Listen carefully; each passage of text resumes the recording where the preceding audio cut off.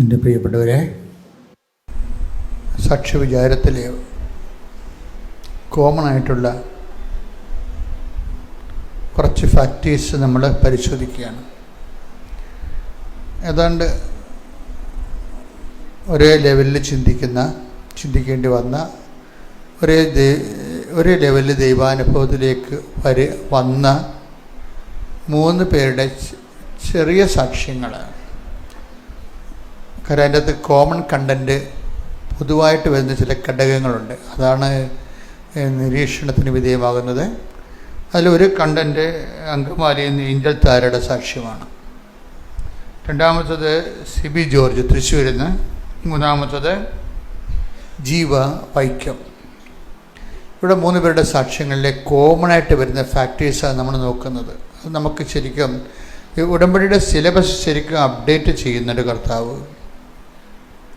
നമുക്കറിയാം, ഇത് നല്ല ഉടമ്പടിയുടെ കൂടെ സഞ്ചരിക്കുന്നതും നിങ്ങൾ ഉടമ്പടിയുടെ കൂടെ സഞ്ചരിക്കുന്നതും നമ്മൾ ഒരുമിച്ച് കർത്താവിൻ്റെ കൂടെ ഉടമ്പടി പ്രകാരം ജീവിക്കുന്നതും വലിയ സുവിശേഷ ഒരു പുതിയ ദൈവാനുഭവ കാലത്തിലേക്ക് ദൈവം നമ്മൾ ഒരുമിച്ച് കൊണ്ടുവരികയാണ്. നിങ്ങൾക്ക് പ്രശ്നങ്ങളാണ്, രോഗങ്ങളാണ്, കടങ്ങളാണ്, ജപ്തിയാണ്, കുടുംബത്തിൽ കലഹമാണ്, വിവാഹം മോചനം ചെയ്യാൻ പോകുന്നു, ഭാര്യ പോയിട്ട് വന്നില്ല, ഇതൊക്കെ ഇതിൻ്റെ റോ മെറ്റീരിയൽസാണ്. ഒരു കൃപയുടെ പ്രൊഡക്ഷൻ്റെ റോ മെറ്റീരിയൽസ് എന്ന് പറയും. റോ മെറ്റീരിയൽസ് എന്ന് പറഞ്ഞാൽ എന്താണ്? അസംസ്കൃത പദാർത്ഥങ്ങൾ, ആത്മാഭിഷേകത്തിൻ്റെ അസംസ്കൃത പദാർത്ഥങ്ങൾ. ഒരു അഭിഷേകത്തിന് മുമ്പ് കുറേ അസംസ്കൃത പദാർത്ഥം വരും. അത് നമുക്ക് പലപ്പോഴും ടെൻഷനായിട്ടൊക്കെ വരത്തുള്ളൂ. പക്ഷെ ഇത് നമ്മൾ ഉടമ്പടിയുടെ ഒരു സംവിധാനത്തിലേക്ക് ഈ അസംസ്കൃത പദാർത്ഥം ഇട്ടിട്ട് നമ്മൾ ക്രിസ്തുവിൻ്റെ കൂടെ കർത്താവിൻ്റെ വാക്കുകളനുസരിച്ച് നല്ല ലൈഫ്. ഇതിൻ്റെ വരണത് ഏഞ്ചൽ താര പറയണത്, ഞാനൊരു നോർമൽ ക്രിസ്ത്യനായിരുന്നു. അത് ശരി, അവർ ക്രിസ്ത്യനാണ്, നോർമൽ ക്രിസ്ത്യനാണ്. അത്യാവശ്യം കൗദാസ്യ ജീവിതവും ചട്ടപ്പടിയുള്ള ആചാരവട്ടങ്ങളൊക്കെ ജീവിച്ചു പോകുന്ന ഒരാളാണ്. അതുതന്നെയാണ് ഈ സിബി ജോർജും പറയണത്. ഞാനൊരു ആവറേജ് ക്രിസ്ത്യാനിയായിരുന്നു. രണ്ടുപേരും ഉപയോഗിക്കുന്ന വാക്ക് സെയിമാണ്. ഞാനൊരു ആവറേജ് ക്രിസ്ത്യാനിയാണ്. ഇതിൻ്റെ വരുന്ന വിഷയം നമ്മൾ ആവറേജ് ക്രിസ്ത്യാനിയായിട്ട് ജീവിക്കുമ്പോഴും ഇപ്പം നോൺ ക്രിസ്ത്യൻസ് ആയിട്ടുള്ള ആൾക്കാർ ഇവിടെ ഉണ്ട്. നിങ്ങൾക്ക് അച്ഛൻ പറയുന്നത് നിങ്ങൾ കൂടുതൽ സഹായമാകുകയുള്ളൂ, അല്ലാതെ ഇതൊരു വിശ്വാസ മത സമുദായ ബേസിൽ പറയുന്ന കാര്യങ്ങളല്ല. ചില മനുഷ്യരുടെ ജീവിതാനുഭവങ്ങൾ കേൾക്കുമ്പോൾ നമുക്ക് എങ്ങനെയാണ് അപ്ഗ്രേഡ് ചെയ്യണമെന്ന് മനസ്സിലാകും. ഇപ്പോൾ ഈ സിബി ജോർജിൻ്റെ പ്രോബ്ലം എന്ന് പറയുന്നത്, അദ്ദേഹം ഒരു കുഴപ്പക്കാരനായ മനുഷ്യനല്ല. അതായത് സാധാരണ താൻ ചെയ്യുന്നതെല്ലാം കറക്റ്റാണ്, ദൈവദൃസന്നിധിയിൽ ദൈവഭയമുള്ള മനുഷ്യനാണ്, ഒരു കുഴപ്പമില്ല, അങ്ങനെ സാധാരണ നിലയിൽ ജീവിച്ചു പോവുകയാണ്. പക്ഷെ ചില സമയത്ത് വരുമ്പോൾ നമ്മുടെ ജീവിതം ഇങ്ങനെ വെയിറ്റ് വെക്കും. അപ്പോൾ നമുക്ക് അത്രയും ആരോഗ്യം നമുക്കുണ്ടാകത്തില്ല. അതാ പ്രശ്നം, വേറെ പ്രശ്നമൊന്നുമില്ല. ജീവിതം നമ്മളുടെ ഒരു സങ്കല്പത്തിനപ്പുറത്തേക്ക് വെയിറ്റ് ഭാരപ്പെടും. അങ്ങനെ ഭാരമെന്നല്ല, ജീവിത ഭാരമെന്നല്ല ഞാൻ വിളിക്കുന്നത്, ഭാരപ്പെടും. മനുഷ്യൻ അനുഭവിക്കുന്ന സംഘർഷങ്ങളെയൊക്കെ പഴയ മലയാളം ഭാഷയിലെയും സുവിശേഷ ഭാഷയിലൊക്കെ ഭാരപ്പെടുക എന്നാണ് പറയണത്. അത് ജീവിതം ഇങ്ങനെ വെയിറ്റ് വെക്കുമ്പോൾ നമുക്ക് മനസ്സിലാവും നമ്മുടെ സാധാരണ ചട്ടപ്പടി ആചാര ജീവിതവുമായി ഇതിനേക്കാൾ അപ്ഗ്രേഡ് ചെയ്യണമെന്ന് നമുക്ക് തോന്നും. അങ്ങനെ ഒരു മലയാളിക്ക് തോന്നിയാൽ ഇന്ന് ആ മലയാളി ഉടനെ ചെയ്യണ കാര്യം എന്താണ്? അവൻ ഉടമ്പടിയിലേക്ക് വരും. അതാണ് ചെയ്യണത്. കാര്യം ഉടമ്പടി എന്ന് പറയുമ്പോൾ ഇപ്പോൾ ലക്ഷക്കണക്കിന് മനുഷ്യർ ജീവിച്ച് വിജയിച്ച ഒരു സുവിശേഷ പദ്ധതിയാണ്. ഞങ്ങൾക്ക് കർത്താവ് ഈ ആദ്യ വെളിപാട് ഇതിനെക്കുറിച്ച് തരുമ്പോഴൊക്കെ എനിക്ക് എനിക്ക് ആശങ്കയില്ലാഞ്ഞതിൻ്റെ കാരണം, ഞാൻ ഈ 2016 തന്നെ കൃപാസനം നല്ല കൃപയിലാണ് പോയിക്കൊണ്ടിരുന്നത്. അപ്പോൾ അതിൻ്റേതായിട്ടുള്ള ഒത്തിരിയേറെ സാക്ഷ്യങ്ങൾ ഓൾറെഡി ഉണ്ടായിരുന്നു. അപ്പോൾ അതുകൊണ്ട് ഉടമ്പടി കർത്താവ് തന്നപ്പോൾ ഇതിന് ഫ്ലോപ്പായി പോകുമോ, ജനങ്ങൾ അക്സെപ്റ്റ് ചെയ്യുമോ, ഇവിടെ കുറേ ആൾക്കാർക്ക് എക്സിക്യൂട്ടീവ്സിനൊക്കെ അതിന് ചിന്ത ഉണ്ടായിരുന്നു. എനിക്കൊരു ചിന്ത കുഴപ്പമില്ലായിരുന്നു. എന്താ കാര്യം വെച്ച് കഴിഞ്ഞാൽ, കുഴപ്പമില്ലെന്ന് വെച്ചാൽ ഉടമ്പടി അതിൻ്റെ ഫലത്തിലേക്ക് വരാൻ വർഷങ്ങളെടുത്താലും ടൈം എടുത്താലും ബേസിക്കായിട്ട് നമുക്കൊരു വല കെട്ടി വെച്ചിട്ടുണ്ട് ഇവിടെ. തല വീണ പിടിക്കാൻ വേണ്ടി കൃപാസനത്തിൻ്റെ എത്രയോ ഞങ്ങളുടെ ആദ്യകാലങ്ങളിലുള്ള മിഷനറി എന്ന് പറഞ്ഞാൽ അഖണ്ഡ ജപമാലയായിരുന്നു. അഖണ്ഡ ജപമാല എന്ന് പറയുമ്പോൾ മരിയൻ തപസ് ധ്യാനവും അഖണ്ഡ ജപമാലയുമായിരുന്നു. അപ്പോൾ 1000 മണി ജപമാലയാണ്. ഈ മരിയൻ തപസ്സിന് വേണ്ടി പട്ടിണി പ്രാർത്ഥനയ്ക്ക് വേണ്ടി വരുന്ന ആൾക്കാർ പോലും കാത്തിരിക്കുന്നത് അവസാനം അഖണ്ഡ ജപമാല ഉണ്ടല്ലോ എന്ന് ഓർത്തിട്ടാണ്. നമ്മളിതൊക്കെ ഉണ്ടാവാൻ തുടങ്ങും. ഇപ്പോൾ അണമുറിയാതെ ഉടമ്പടി നടക്കുന്ന കാരണം നമുക്കിവിടെ ഇനി അങ്ങനെയുള്ള താമസിച്ചുള്ള ധ്യാനങ്ങളൊന്നും പറ്റത്തില്ല. പക്ഷെ നമ്മൾ അടുത്ത സ്ഥലത്തിൽ അതിന് ധ്യാനകേന്ദ്രം ചെയ്യുന്നുണ്ട്. അപ്പോൾ സ്വാഭാവികമായിട്ട് താമസിച്ചുള്ള ധ്യാനം വരും. അപ്പോൾ താമസിച്ചുള്ള ധ്യാനം വരുമ്പോൾ ഇതെല്ലാം മാറും. ഉടമ്പടി ധ്യാനം തന്നെ ആയിരിക്കും വരാൻ പോണേ. ഇനി ഉടമ്പടിയുടെ തന്നെ അപ്ഗ്രേഡേഷനുള്ള ധ്യാനങ്ങളാണ് അത്. നമ്മൾ സാധാരണ ഉടമ്പടി എടുക്കുന്നതും ഉടമ്പടി താമസിച്ച് ഉടമ്പടി ധ്യാനം കൂടി അതിൽ ജീവിക്കണതും തമ്മിൽ എല്ലാത്തിനും വ്യത്യാസം ഉണ്ടാകും. അഭിഷേക ലെവലിലെല്ലാം നിലവാരമെല്ലാം വ്യത്യാസം ഉണ്ടാകും. അപ്പം അങ്ങനെ ആഗ്രഹിക്കുന്ന ഒത്തിരി പേരുണ്ട്. താമസിച്ച് കൃപാസനത്തിൽ ഒരു 3 ദിവസം താമസിക്കണം എന്നൊക്കെ ആഗ്രഹിച്ച് ഇരിക്കുന്ന ഒത്തിരി പേരുണ്ടാകും. പക്ഷേ അത് താമസ ധ്യാനം എന്നാലും കുറേ കഷ്ടപ്പാടുണ്ട് അത് നടത്തിക്കൊണ്ട് പോകാൻ. എന്ന് പറഞ്ഞ് ഇത് കഷ്ടപ്പാടില്ലെന്നല്ല പറയണത്. ഇത് ഇപ്പോൾ ഒരു ചാലുവായിട്ട് 110ഓളം സ്റ്റാഫുണ്ട്. വളരെ സുന്ദരമായ രീതിയിൽ അതിന് കറക്റ്റായിട്ടാണ് പോണത്. ഇത്ര ആൾ വന്നാലും ഇത്രയും ചെറിയ സ്ഥലത്താണെങ്കിലും മാനേജ് ചെയ്യാൻ നമുക്ക് പറ്റണമുണ്ട്. ആർക്കും ബുദ്ധിമുട്ടുകളില്ല. പിന്നെ ഇത്തിരി ഞെരുക്കം ഉണ്ടാവും. ഞെരുക്കം വേണം ശരിക്കും. ഞെരുക്കം എന്ന് വെച്ച് കഴിഞ്ഞാൽ നമ്മൾ ഇത്തിരി കഷ്ടപ്പെട്ടാണ്. അല്ലാതെ AC പോയി നിങ്ങൾ നോക്കിയോ, ഇനി പള്ളികളെല്ലാം AC ആകാൻ പോവുകയാണ്. നമ്മുടെ കേരളത്തിലെ പള്ളികളൊക്കെ ഇപ്പോൾ തന്നെ AC ആകാൻ തുടങ്ങിക്കഴിഞ്ഞു. അങ്ങനെ വരുമ്പോൾ എന്താ പറഞ്ഞാൽ കുറച്ച് കഴിയുമ്പോൾ AC പള്ളിയിൽ ഇരിക്കാൻ ആളുണ്ടാകുന്നുള്ളത് വേറെ വിഷയമാണ്. നമ്മൾ യൂറോപ്പിനും പള്ളി എല്ലാം AC ആണ്, പക്ഷേ ആളില്ല ഇവിടെ. അതല്ല പ്രശ്നം. AC ആകണമല്ല പ്രശ്നം. തണുപ്പിങ്ങനെ അനുഭവിക്കണമല്ല, ആത്മാവിൻ്റെ തണുപ്പ് അനുഭവിക്കണം. അതാണ് വിഷയം. ആത്മാവിൻ്റെ തണുപ്പ് അനുഭവിക്കണം. പള്ളി ചിലപ്പോൾ ഈ ഓലപ്പള്ളിയിലായാലും ഏറ്റവും കൂടുതൽ പീഡനം നടക്കുന്ന ആഫ്രിക്കയിലാണ്. ഏറ്റവും കൂടുതൽ മതപീഡനം നടക്കുന്ന ആഫ്രിക്കയിലാണ് ഏറ്റവും സഭ കുതിച്ചുയരണത്. അവിടെ പള്ളി കണ്ടു കഴിഞ്ഞാൽ ഒരു തരം ഈ ഇതില്ലേ പനയോല കൊണ്ടുണ്ടാക്കിയിട്ട് അതിൻ്റെ അകത്ത് തട്ട് കെട്ടി നമ്മളെ ഈ മീൻ തട്ടില്ലേ, നമ്മൾ കാണുന്ന മീൻ തട്ടില്ലേ, അത് നമുക്ക് സങ്കടം വരും, കരച്ചിൽ വരും നമുക്കത് കണ്ടു കഴിഞ്ഞാൽ. അതേ ഉള്ളവർക്ക്. പക്ഷെ അത് വെച്ച് അതിമേ കുർബാന അതുപോലെ തട്ടുണ്ടാക്കി അതിൻ്റെ പുറത്ത് തുണി വിരിച്ച് കുർബാന ചെല്ലിക്കണവർ. പക്ഷേ ചെല്ലണ ആൾക്കാരുടെ നിപ്പ് കാണണം, ഇൻസ്പിരിറ്റഡാണ്.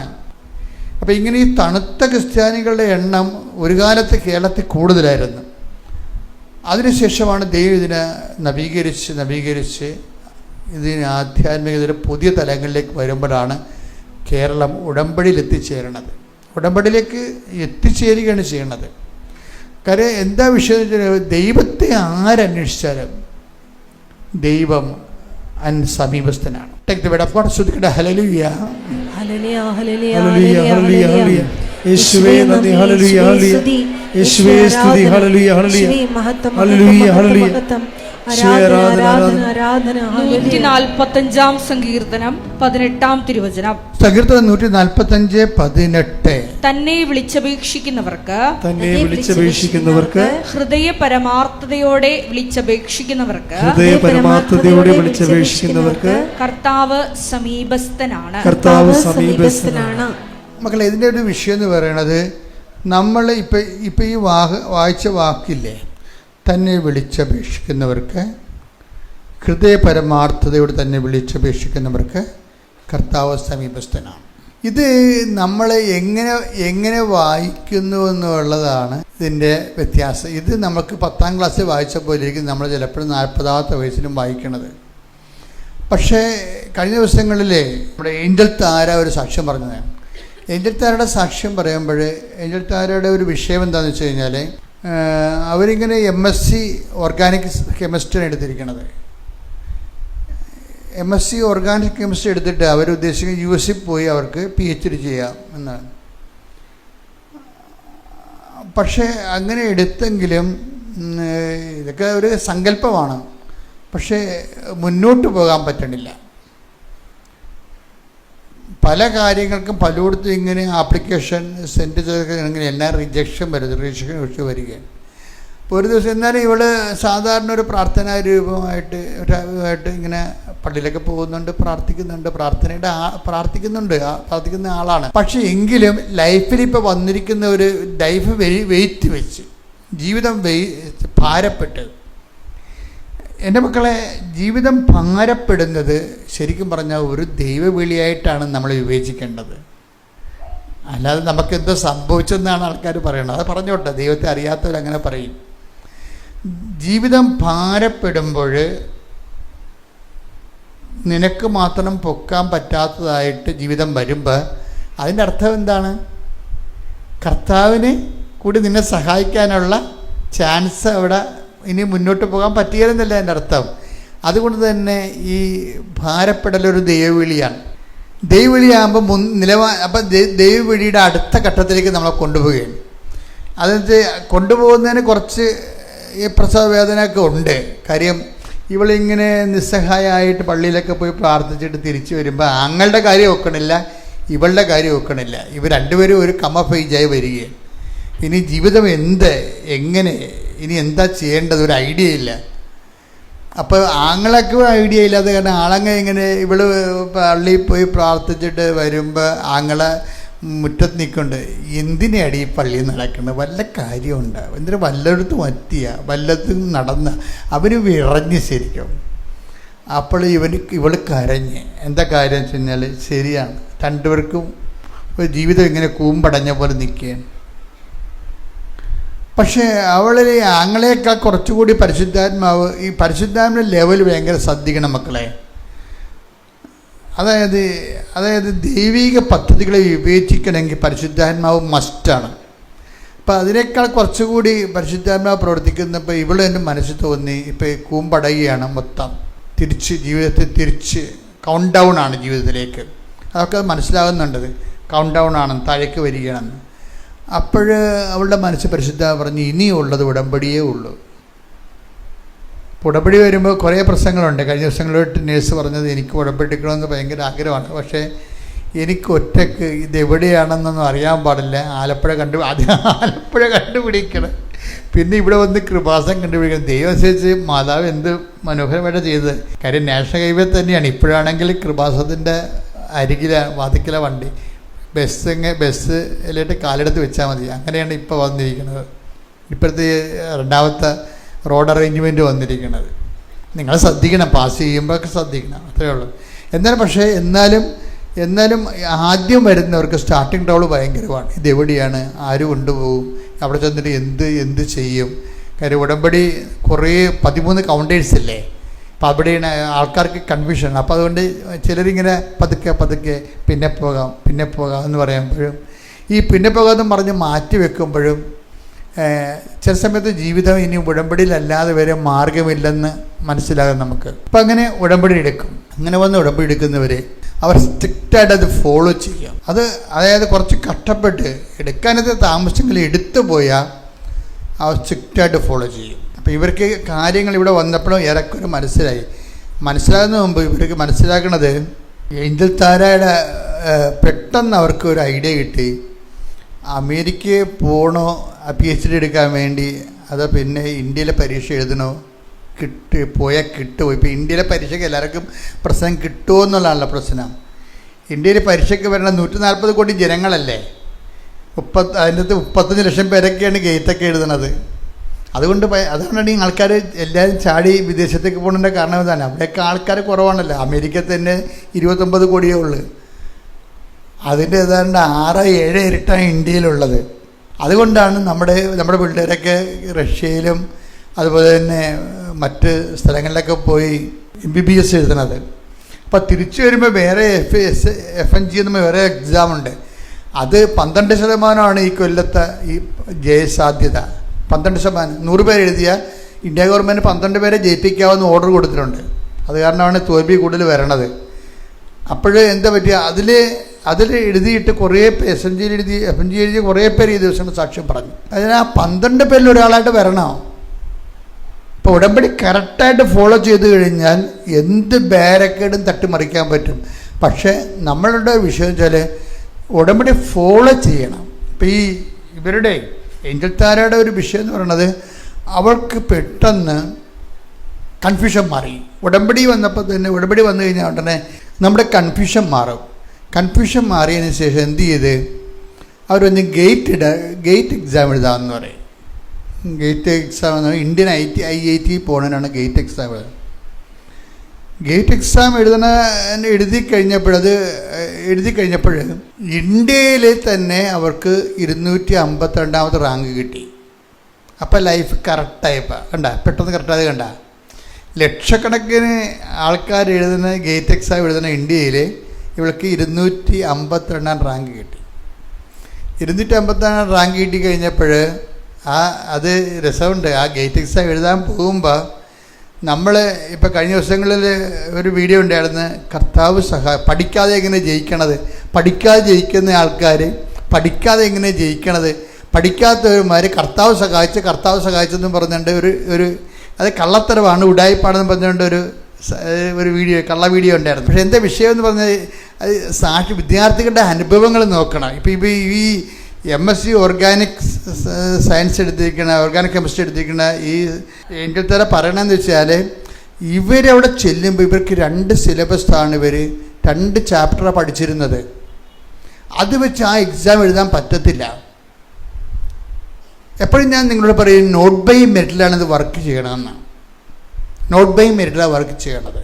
വെച്ചാൽ നമ്മൾ ബൈബിളിൻ്റെ മൊത്തം ഘടന അറിയാൻ പാലാത്ത ആൾക്കാരാണ് ഇങ്ങനെ ബോധമില്ലാതെ വല്ലതൊക്കെ വിളിച്ചു പറയണത്. പക്ഷേ ബൈബിളിൻ്റെ ഘടന എന്താണ്?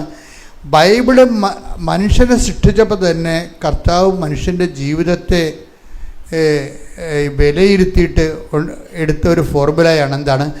ജീവിതത്തിൽ പല കാര്യങ്ങളും മെറിറ്റിൽ നടക്കത്തില്ല. ഇനി മെറിറ്റിൽ നടന്നാൽ പോലും എന്താ പ്രശ്നം? ആ മെറിറ്റ് പല ആൾക്കാർക്കുള്ള കാരണം ഡെഫിഷ്യൻസി ഓഫ് സീറ്റ് വരുമ്പോൾ മെറിറ്റുകാരൻ പുറത്താകും. അപ്പം മെറിറ്റ് എന്ന് പറയുന്നത് നിങ്ങളെല്ലാവരും ശ്രദ്ധിക്കണത് എന്താണ്? മെറിറ്റിൽ കയറി ഇപ്പം കുഞ്ഞുങ്ങളെയൊക്കെ പണ്ട് വേദപാഠത്തിന് പോലും വിടാതെ വെളുപ്പിന് എഴുന്നേറ്റ് ട്യൂഷന് വിടത്തില്ല ഞാൻ ഇല്ലേ? അതിൻ്റെ അർത്ഥത്തിൽ മെറിറ്റ് അത് ദൈവഭയമില്ലാത്ത കൊണ്ടും ദൈവബോധമില്ലാത്ത കൊണ്ടും സംഭവിക്കുന്നതാണ്. എന്നുവെച്ചാൽ വേദപാഠത്തിന് പോലും വിടാതെ 8ാം ക്ലാസ്സുകാരെയും 9ാം ക്ലാസ്സുകാരെയും പണ്ട് വെളുപ്പിന് എഴുന്നേൽപ്പിച്ച് അപ്പനും ആങ്ങളമാരും കൊണ്ടുപോയി ട്യൂഷനെ ആക്കി കൊടുക്കുമായിരുന്നു. എന്താ ഉദ്ദേശിക്കുന്നത്? മെറിറ്റാണ് ഉദ്ദേശിക്കുന്നത്. മെറിറ്റ് കൂട്ടിയെടുക്കാൻ വേണ്ടിയാണ്. പക്ഷേ മെറിറ്റിൽ നിങ്ങൾ വന്നാലും സീറ്റ് കുറവാണെങ്കിൽ എന്തു ചെയ്യും? ഇപ്പം മെറിറ്റിൽ 1000 പേര് വന്നു, സീറ്റ് 500 ഉള്ളു. അപ്പം 500 മെറിറ്റുള്ളവർ പുറത്താകത്തില്ലേ? അപ്പം പിന്നെ എന്താണ്? ഇങ്ങനെ വരുന്നൊരു വിഷയത്തിന് ഇതിനെ കൺഫ്രണ്ട് ചെയ്യാൻ വേണ്ടി ദൈവത്തിൽ ആശ്രയിച്ച് ദൈവബലം പ്രാപിക്കുന്നവർക്ക് സ്വാഭാവികമായിട്ടും അവരുടെ ജീവിത ഉപായത്തിന് ദൈവം വെച്ചിരിക്കുന്ന പദ്ധതിയാണ് not by merit but by grace. അത് ദൈവം വെച്ചിരിക്കുന്നത് ഭൗതിക കാര്യങ്ങൾക്കല്ല. നിത്യരക്ഷ എന്ന് പറയുന്ന ഹെവി വെയിറ്റുള്ള വിഷയങ്ങൾ മനുഷ്യൻ്റെ കൈപ്പിടി ഒതുങ്ങാത്തത് കാരണം അത് സൈന്യത്താലേ അല്ല, ശക്തിയാലേ അല്ല, കർത്താവിൻ്റെ കൃപയാലേ. അപ്പം കൃപയാലേ ആയതുകൊണ്ടാണ് നമ്മളീ ഉടമ്പടിയിൽ അന്വേഷിക്കുന്നത് എന്താണ്? ഈ കൃപ ബ്ലെസ്സിങ്സിനേക്കാൾ ഉപരി ഞാൻ നിങ്ങളെ കൊണ്ട് കുറേ വർക്ക് ചെയ്യിക്കുന്നുണ്ട്, ഹോംവർക്കുകൾ ചെയ്യിക്കുന്നുണ്ട്. ആ ഹോംവർക്കുകളുടെ എല്ലാം ലക്ഷ്യം എന്താണ്? ബ്ലെസ്സിങ് അല്ല. നിങ്ങൾ ഓർക്കണത് അച്ഛനിങ്ങനെ പത്രം കൊടുപ്പിക്കണതും പ്രേക്ഷപ്രവർത്തകർക്ക് നിങ്ങൾക്ക് ജോലി കിട്ടാൻ വേണ്ടിയാണെന്ന്. നിങ്ങൾ കൊടുക്കണതും അങ്ങനെയാണ്. ജോലി കിട്ടാനും ജപ്തി മാറാനും അതുപോലെ വീട് വെക്കാനൊക്കെയാണ് ആൾക്കാരിങ്ങനെ വെയിലും കൊണ്ട് നടന്ന് ചിലരെങ്കിലും പത്രം കൊടുക്കണത്. പക്ഷേ അതിൻ്റെ യഥാർത്ഥ ഉദ്ദേശം യഥാർത്ഥ ഉടമ്പടിക്കാർക്കറിയാം. എന്താ പറഞ്ഞ വഴിപാട് ഉടമ്പടിക്കാരെ കുറിച്ച് എനിക്കൊന്നും പറയാനില്ല. അവരവിടെ പോയിരുന്ന് ഉറങ്ങുകയും ചെയ്യും, 10 പുതുക്കിയാലും ചുമ്മാ ഇളിച്ചോണ്ട് നടക്കണ കാണാം. എന്താണെന്ന് പോലും അറിയാം. ഏതപ്പ കോതമംഗലം എന്നൊക്കെ പറയത്തില്ല പണ്ട് എന്ന് പറഞ്ഞവരിയ്ക്കും. അത് വെച്ചാൽ അവരെ യഥാർത്ഥ ഉടമ്പടിക്കാരെ സംബന്ധിച്ചിടത്തോളം അവർ വഴിപാട് ഉടമ്പടിക്കാരല്ല. അവരെ സംബന്ധിച്ചിടത്തോളം അതിൻ്റെ അന്തർധാര എന്താണെന്ന് മനസ്സിലാക്കിയിട്ട് അതനുസരിച്ചാണ് അവർ അതിൻ്റെ അകത്ത് ഇൻവെസ്റ്റ് ചെയ്യണത്. അപ്പോഴേ ഈ ഏഞ്ചൽ താര ഉടമ്പടി പുതുക്കിയപ്പോഴേ ഇവിടെ വെച്ച് സ്വന്തമായിട്ടൊരു ഡിസിഷൻ എടുക്കുന്നുണ്ട്. എന്താ ഡിസിഷൻ എടുത്തത്? ഞാൻ ഇനി എല്ലാം വൃത്തിമേനയുമായിട്ട് ചെയ്യുമെന്ന്. ആ ഒറ്റ തീരുമാനമാണ് അവളെ രക്ഷിച്ചത്. ഏഞ്ചൽ താര ഉടമ്പടി പുതുക്കിയപ്പോൾ പറഞ്ഞത് എന്താണ്? ഞാനിനി എല്ലാം ഉടമ്പടി അർഹിക്കുന്ന അതേ പ്രതിബദ്ധതയോടെ ഞാൻ ഉടമ്പടി ചെയ്യുമെന്ന്. അപ്പോൾ അതെന്താ പറ്റുക വെച്ച് കഴിഞ്ഞാൽ അങ്ങനെ ചെയ്യുമ്പോഴെന്ന് വെച്ചാൽ അത് സിൻസിയറാണ്. അപ്പോഴിവർക്ക് ദൈവം കണ്ണീരിൻ്റെ വരം കൊടുക്കും. കണ്ണീരിൻ്റെ വരം ഭാഷാവരങ്ങളുടെ കൂട്ടത്തിലും രോഗശാന്തി വരം, അതുപോലെ തന്നെ വിശ്വാസവരം, കുറേ വരങ്ങൾ നമുക്ക് പരിശുദ്ധാത്മ നൽകുന്നില്ലേ. അതിന് ഏറ്റവും ഈ ഭാഷാവരത്തേക്കാൾ താഴുന്ന ഒരു വരവാണ് കണ്ണീരിൻ്റെ വരം എന്ന് പറയും. പൊതുവേ അങ്ങനെ ഡിസ്കസ് ചെയ്യാറില്ല. അതായത് ചില ആൾക്കാർ ഈശോ എന്ന് വിളിക്കുമ്പോൾ കണ്ണ് നിറഞ്ഞു വരും. അതിനാണ് കണ്ണീരിൻ്റെ വരം എന്ന് പറഞ്ഞത്. ദൈവസ്നേഹം കൊണ്ടാണ് ഈശോ എന്ന് വിളിക്കുമ്പോൾ. അപ്പോൾ ഈ അവക്കറിയാം. ഏഞ്ചത്താറ ഈ സാക്ഷ്യം പറയുമ്പോൾ ഞാനത് യൂട്യൂബിൽ നിന്നാണ് കേട്ടത് ആ സാക്ഷ്യം. പക്ഷേ അത് അതായത് ഇവരിങ്ങനെ ബൈബിൾ വായിക്കുമ്പോൾ അവരുടെ അടുത്ത് തീരുമാനം എന്താണ്, ഞാനിനി എല്ലാം കൃത്യമായി ചെയ്യാൻ പോവുകയാണെന്നാണ്. കൃത്യമായി ചെയ്യാൻ പോകുമ്പോൾ അപ്പോൾ ആ അരമണിക്കൂർ കൃത്യമായിട്ടിരുന്ന് വചനം വായിക്കുകയും. അപ്പം നിങ്ങളിപ്പോൾ കൃത്യമായിട്ട് ചെയ്യണില്ലല്ലോ പലരും. അതാണ് വഴിപാട് ഉടമ്പടി എന്ന് പറയണത്. എന്നുവെച്ചാൽ 10 മിനിറ്റ് വായിക്കും, പിന്നെ മടക്കി വെക്കും, പിന്നെ വായിക്കാതെ പറയും, പിന്നെ വായിക്കത്തില്ല. വഴിപാട് ഉടമ്പടിക്കാർ കൃപാസനത്തിൻ്റെ ബാധ്യതയാണ് എപ്പോഴും. കാര്യം എന്താണ്, അവർ ഉടമ്പടി ഇപ്പം ചില രോഗികളില്ലേ മരുന്നൊക്കെ വാങ്ങിക്കും, ഭയങ്കര ഇവിടെ എന്നൊക്കെ പറഞ്ഞ് മരുന്ന് മേടിക്കും, ഇപ്പോൾ കുടിക്കത്തില്ല. ഇത് എന്നിട്ട് തലയുടെ അടി വെച്ചേക്കും, കഴിക്കത്തില്ല. ഇങ്ങനെ കുറേ വഴിപാട് രോഗികളുണ്ട്. അവരാണ് വഴിപാട്. അവരച്ഛൻ പറയും, ഈ കൃത്യമായിട്ട് നിങ്ങൾ ഉടമ്പടി ധ്യാനം ഇവിടെ കൂടാവെന്ന് പറഞ്ഞിട്ടുള്ളതല്ലേ അല്ലേ? കൃത്യമായിട്ട് ഉടമ്പടി ധ്യാനം കൂടാവെന്ന് കർത്താവിൻ്റെ തിരുസന്നിധി പ്രതിജ്ഞ ചെയ്തതാണ്. ഇപ്പം നിങ്ങളെ കൂടുന്നതല്ല, നിങ്ങളെ കൂടുന്ന വലിയ ദൈവാനുഗ്രഹം. അപ്പോൾ നിങ്ങൾക്ക് ആ ഒരു കടം തീരുകയാണ് ശരിക്കും പറഞ്ഞാൽ. പക്ഷേ എന്നാലും നിങ്ങൾ യൂട്യൂബിൽ വരുമ്പോൾ ഒന്ന് നോക്കണം, നല്ലതായിരിക്കും. അത് സത്യസന്ധമായിട്ട് ദൈവത്തോട് അടുപ്പമുള്ള ആൾക്കാർ വീണ്ടും ഒന്ന് കേൾക്കാൻ വേണ്ടി നോക്കണം. അത് നോക്കുമ്പോൾ നിങ്ങൾക്ക് 2 പ്രാവശ്യം കേൾക്കുന്ന കാരണം നിങ്ങൾക്ക് അതിൻ്റെ ഐഡിയ എല്ലാം പിടികിട്ടും. അപ്പോൾ ഏഞ്ചൽ താര ഇങ്ങനെ വന്നു വെച്ചാൽ പറഞ്ഞ് ഇങ്ങനെ ഞാൻ എല്ലാം കൃത്യമായിട്ട് ചെയ്യുമെന്ന് പറഞ്ഞിട്ട് ഈ വചനം വായിക്കുകയാണ്. വചനം വായിച്ചു കഴിഞ്ഞപ്പോൾ ഇവൾക്ക് കണ്ണീരിൻ്റെ വരം കൊടുക്കും. കണ്ണീരിൻ്റെ വരം എന്ന് വെച്ച് കഴിഞ്ഞാൽ ദൈവം ആദ്യം തൊടുമ്പോൾ ചിലർക്ക് ഓരോരുത്തർക്കും ഓരോ രീതിയാണ്. കാര്യം കഴിഞ്ഞ ദിവസം ഞാൻ പറഞ്ഞ പോലെ ജീവ എന്നും പറഞ്ഞൊരു മോളിലിരുന്ന്. അപ്പോൾ അവരുടെ വിഷയത്തിൽ അവരൊരു ലാബ് ടെക്നീഷ്യനാണ്. അവിടുത്തെ പല സമയം കൊണ്ട് ആൾക്കാർ കൃപാസന പത്രം കൊടുത്തിട്ടുണ്ട്. അപ്പോൾ അത് പറഞ്ഞ് ഞാനിങ്ങനെ കിട്ടുമ്പോൾ മേടിക്കും, എവിടെയെങ്കിലും വെക്കുമെന്ന്. അപ്പം നിങ്ങൾ ഈ പത്രം പ്രേക്ഷിത പ്രവർത്തനം ചെയ്യുന്ന ആൾക്കാർ വിചാരിക്കും, ഇവരൊക്കെ എന്ത് കാര്യം, അവർ നോക്കണ കൂടിയില്ല പത്രത്തെ. അങ്ങനെയൊന്നും പറയരുത്. അവർ നോക്കണ ഒരു ടൈം വരും. എല്ലാവരും കൃപാസനം പത്രം നോക്കണ ഒരു ടൈം ഉണ്ടാകും. കാര്യം എന്താണ്, ഞങ്ങളാണെങ്കിൽ ഞാനാണെങ്കിൽ എൻ്റെ പ്രസംഗങ്ങൾ ഉടമ്പടിക്ക് കർത്താവ് തരുന്ന പ്രസംഗങ്ങളെയാണ് ഈ ജോമൺ സിസ്റ്റർ എഡിറ്റ് ചെയ്ത് ബീനയെന്ന് പറഞ്ഞ സിസ്റ്റർ അടിച്ച് ഇത് എടുത്തിട്ട് പല പ്രാവശ്യം ഇങ്ങനെ അരിച്ചെടുക്കും. അതിൻ്റെ കറക്റ്റ് ഉടമ്പടി വെളിപാട് എന്താണെന്ന് ഈ ആഴ്ചത്തെ പ്രൈമറി വെളിപാട് എന്താണെന്ന് നോക്കും. അപ്പോൾ വെളിപാടുകളാണ് ഇടുന്നത് അതിൻ്റെ അകത്ത്. അല്ല ഇവിടെ നിങ്ങൾ പഠിച്ചിട്ട് വന്ന് നിങ്ങളോട് പറയണമല്ല. ഉടമ്പടിയിൽ ഈ അമ്മയുടെയും ഈശോയുടെയും നടുക്ക് ഞാൻ നിൽക്കുമ്പോൾ കർത്താവ് എനിക്ക് തരുന്ന നിങ്ങളോട് പറയുന്ന പ്രബോധനങ്ങളുടെ രത്നച്ചുരുക്കമാണ് അഭിഷേകമായിട്ട് പത്രത്തിൽ വരണത്. അത് നിങ്ങൾ വായിക്കണം. അത് കുറച്ച് പേർ അത് വായിക്കാതെ കൊടുക്കും, മഴയും കൊണ്ട് നടന്ന് കൊടുക്കും. പക്ഷേ ഒരിക്കലും പത്രം വായിക്കത്തില്ല. പത്രം വായിക്കുന്നതിനല്ല, അതിൻ്റെ സാക്ഷ്യങ്ങൾ കേൾക്കണം. സാക്ഷ്യങ്ങൾ കേൾക്കുമ്പോൾ എൻ്റെ അത് ചില സാക്ഷ്യങ്ങൾ നിങ്ങൾക്ക് അഭിഷേകം കിട്ടും. അഭിഷേകം കിട്ടുമ്പോൾ എന്ത് ചെയ്യണം, നിങ്ങൾക്ക് ആ അനുഗ്രഹം കിട്ടാൻ പോകുന്നത് കൊണ്ടാണ് ആ സാക്ഷ്യം വായിക്കുമ്പോൾ അഭിഷേകം കിട്ടണത്. അത് ബോധം ഉണ്ടായി മനസ്സിലാക്കണത്. ഇപ്പം ചില സാക്ഷ്യങ്ങൾ ഇപ്പം തന്നെ ജീവ പറയണത് ഉടമ്പടി എടുക്കാനുള്ള കാരണം വെച്ച് കഴിഞ്ഞാൽ ഇപ്പം ആദ്യം ഇങ്ങനെ മാറ്റി പത്രം വെച്ചെങ്കിലും കുറച്ചൊരു 5-6 മാസം കഴിഞ്ഞപ്പോൾ പെട്ടെന്ന് ജീവയുടെ അമ്മയ്ക്ക്, അപ്പം മരിച്ചു പോയായിരുന്നു നേരത്തെ അമ്മയെ ഉള്ളത്, അമ്മയ്ക്ക് ഒരു ബോധക്കേട് വന്ന് അത് ടെസ്റ്റൊക്കെ ചെയ്ത് നോക്കിയപ്പോൾ പാങ്ക്രിയാസിന് വീക്കം വരികയും പാങ്ക്രിയാസ് വീക്കം. അത് പിന്നെ MRI സ്കാൻ എടുത്തപ്പോൾ സിസ്റ്റുണ്ട്, വയറ്റിൽ വെള്ളമുണ്ട്. അപ്പോൾ പിന്നെ മെഡിക്കൽ കോളേജിലേക്ക് മാറ്റി. അവിടെയാണ് ഇതൊക്കെ ചെയ്യണത്. ഇപ്പം അമ്മ കൈവിട്ട് പോണ പോലെ. കാര്യം അമ്മ നോക്കണില്ല, ഇങ്ങനെ അമന്ന് കിടക്കണം മാത്രമേ ഉള്ളൂ. ബോധമില്ല, തിരിച്ചറിയണില്ല. ഇപ്പം അപ്പനാ കൈവിട്ട് പോയി, ഇനി അമ്മയും കൈവിട്ട് പോയി എങ്ങനെ ജീവിക്കുമെന്ന് ഓർത്തിട്ട് അവർക്കെല്ലാം കഴിഞ്ഞ് കുഞ്ഞുണ്ടെങ്കിലും അമ്മയാണ് ആശ്രയം. അപ്പോൾ അങ്ങനെയാണ് അവൾക്ക് തോന്നിയത്, എന്നാൽ പോയി ഉടമ്പടി എടുക്കാമെന്ന്. കണ്ട, അപ്പോൾ പത്രം മാറ്റി വെച്ച ആളാണ് പണ്ട്. എന്തെങ്കിലും അങ്ങനെ നിങ്ങളുടെയൊക്കെ ഒരു മടുപ്പ് കാണിച്ച് പത്രം മാറ്റി വെച്ചാൽ നിങ്ങൾ ഓർക്കുക, നിങ്ങൾ അവർക്ക് കൊടുക്കണ ഇപ്പോഴത്തെ ഒരു ആഹാരമല്ല, അതൊരു പൊതിച്ചോറ് പോലെയാണ്. അത് അവർക്ക് വിശക്കുമ്പോൾ അവരെടുത്ത് കഴിച്ചോളൂ. അത് നിങ്ങൾ കൊടുക്കുമ്പോൾ ഓർത്തിട്ട് നിങ്ങൾ അയ്യോ വാങ്ങിച്ചില്ലല്ലോ, എന്തോ റിജക്ഷനാണ് വരുന്നതെന്ന് അങ്ങനെ പറയരുത്. അവർ വാങ്ങിക്കണ ഒരു സമയം, അവർക്ക് വിശക്കണ ഒരു ടൈമുണ്ട്, അപ്പോൾ ആ സമയം എടുത്ത്. പക്ഷേ മക്കൾ കൊടുക്കുന്നതിലൊരിക്കലും നിങ്ങളൊരിക്കലും മടുപ്പ് തോന്നരുത് നിങ്ങൾക്ക്. കാര്യം ഇത് മടുക്കാൻ പ്രാർത്ഥന പോലും നമ്മൾ സൂക്ഷിച്ചില്ലേ മടുത്തു പോകുന്ന ഈ മനസ്സിലാക്കിയിട്ടാണ് ഈശോ പറഞ്ഞത് മടുപ്പ് തോന്നാതെ പ്രാർത്ഥിക്കണം. മടുപ്പ് തോന്നിയാലും പ്രാർത്ഥിക്കണം.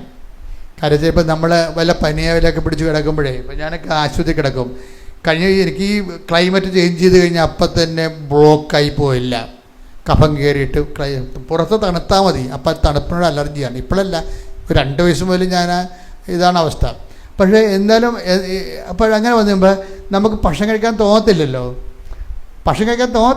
പനി കയറി കഴിഞ്ഞാൽ 302 വന്നാൽ കഴിക്കാൻ വരും. പക്ഷെ വേറെ മാർഗമൊന്നുമില്ല. അവർ കുറച്ച് നാളൊക്കെ ട്രിപ്പിട്ട് തരും, ഭക്ഷണം എന്തെങ്കിലുമൊക്കെ വെള്ളത്തിലൂടെ ട്രിപ്പിട്ട് തരും, എന്തെങ്കിലും ഒരു മിനറൽസ് തരും. പക്ഷെ അതുകൊണ്ടൊന്നും പിടിച്ചിരിക്കാൻ പറ്റത്തില്ല. കഴിച്ചേ മതിയാകത്തുള്ളൂ. മടുപ്പാണെങ്കിലും കഴിച്ചേ മതിയാകത്തുള്ളൂ. അതാണ് വിഷയം. ഇതുപോലെ പ്രാർത്ഥനയ്ക്ക് വന്നിരിക്കുന്ന അവസ്ഥ. കർത്താവ് പറഞ്ഞത് എന്താണ്? മടുപ്പാണെങ്കിലും പ്രാർത്ഥിച്ചേ. അതാണ് മടുപ്പ് കൂടാതെ പ്രാർത്ഥിക്കാൻ അവൻ അവരോട് ഉപമ പറഞ്ഞു. Take the word of God. സ്തുതിക്കട്ടെ. ഹല്ലേലൂയ, ഹല്ലേലൂയ, ഹല്ലേലൂയ, ഹല്ലേലൂയ. യേശുവേ നന്ദി. ഹല്ലേലൂയ, സ്തുതി. യേശുവേ ആരാധന, ആരാധന. ഹല്ലേലൂയ, ഹല്ലേലൂയ, ഹല്ലേലൂയ. യേശുവേ നീ കൂടവേ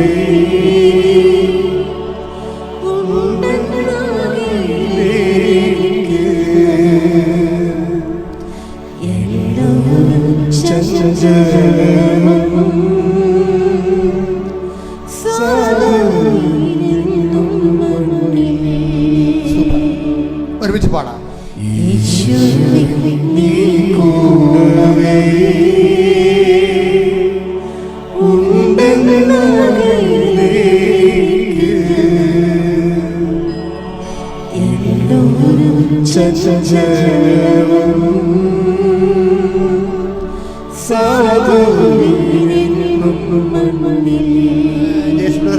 ലിറിക്സ് ഒന്ന് പറഞ്ഞു കൊടുത്തേ. ലിറിക്സ് ഒന്ന് കേട്ടോ, എന്നിട്ട് നമുക്ക് പാടാം. യേശുവേ നീ കൂടവേ, പറഞ്ഞ യേശുവേ, യേശുവേ നീ കൂടവേ ഉണ്ടെന്നാകിലെനിക്ക് ഇല്ലൊരു ചഞ്ചലവും സാധുവിനെന്നും മണ്ണിൽ. യേശുവേ നീ കൂടവേ, യേശുവേ നീ കൂടവേ ഉണ്ടെന്നാകിലെനിക്ക് ഇല്ലൊരു ചഞ്ചലവും സാധുവിനെന്നും മണ്ണിൽ. സാധുവിനെ എന്നും മണ്ണിൽ. ഒരുമിച്ച് പാടാം. യേശുവേ നീ കൂടവേ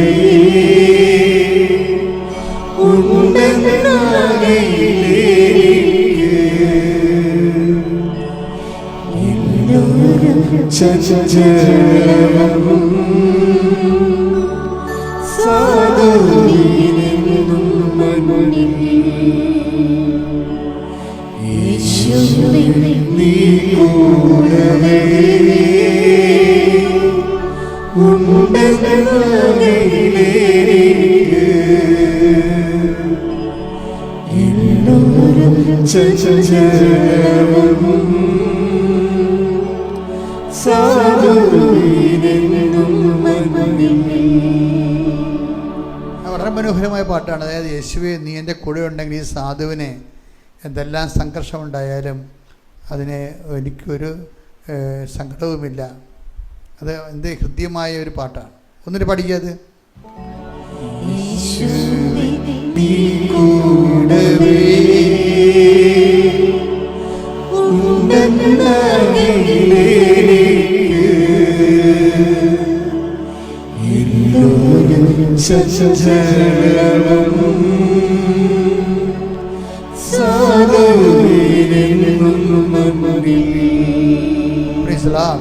സാധുവിന് എന്നും ഈ മണ്ണിലെന്നതിൻ്റെ അർത്ഥം.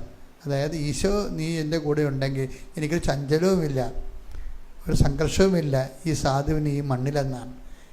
ഭക്തിയുടെ ദൈവസ്നേഹത്തിൻ്റെ ഭക്തിയിൽ നിന്നുകൊണ്ടാണ് കർത്താവിൻ്റെ സാന്നിധ്യത്തിൽ സന്തോഷിക്കുകയും ആത്മധൈര്യം പ്രാപിക്കുകയും ചെയ്യുന്ന ഒരു അഭിഷേകഗാനമാണിത്.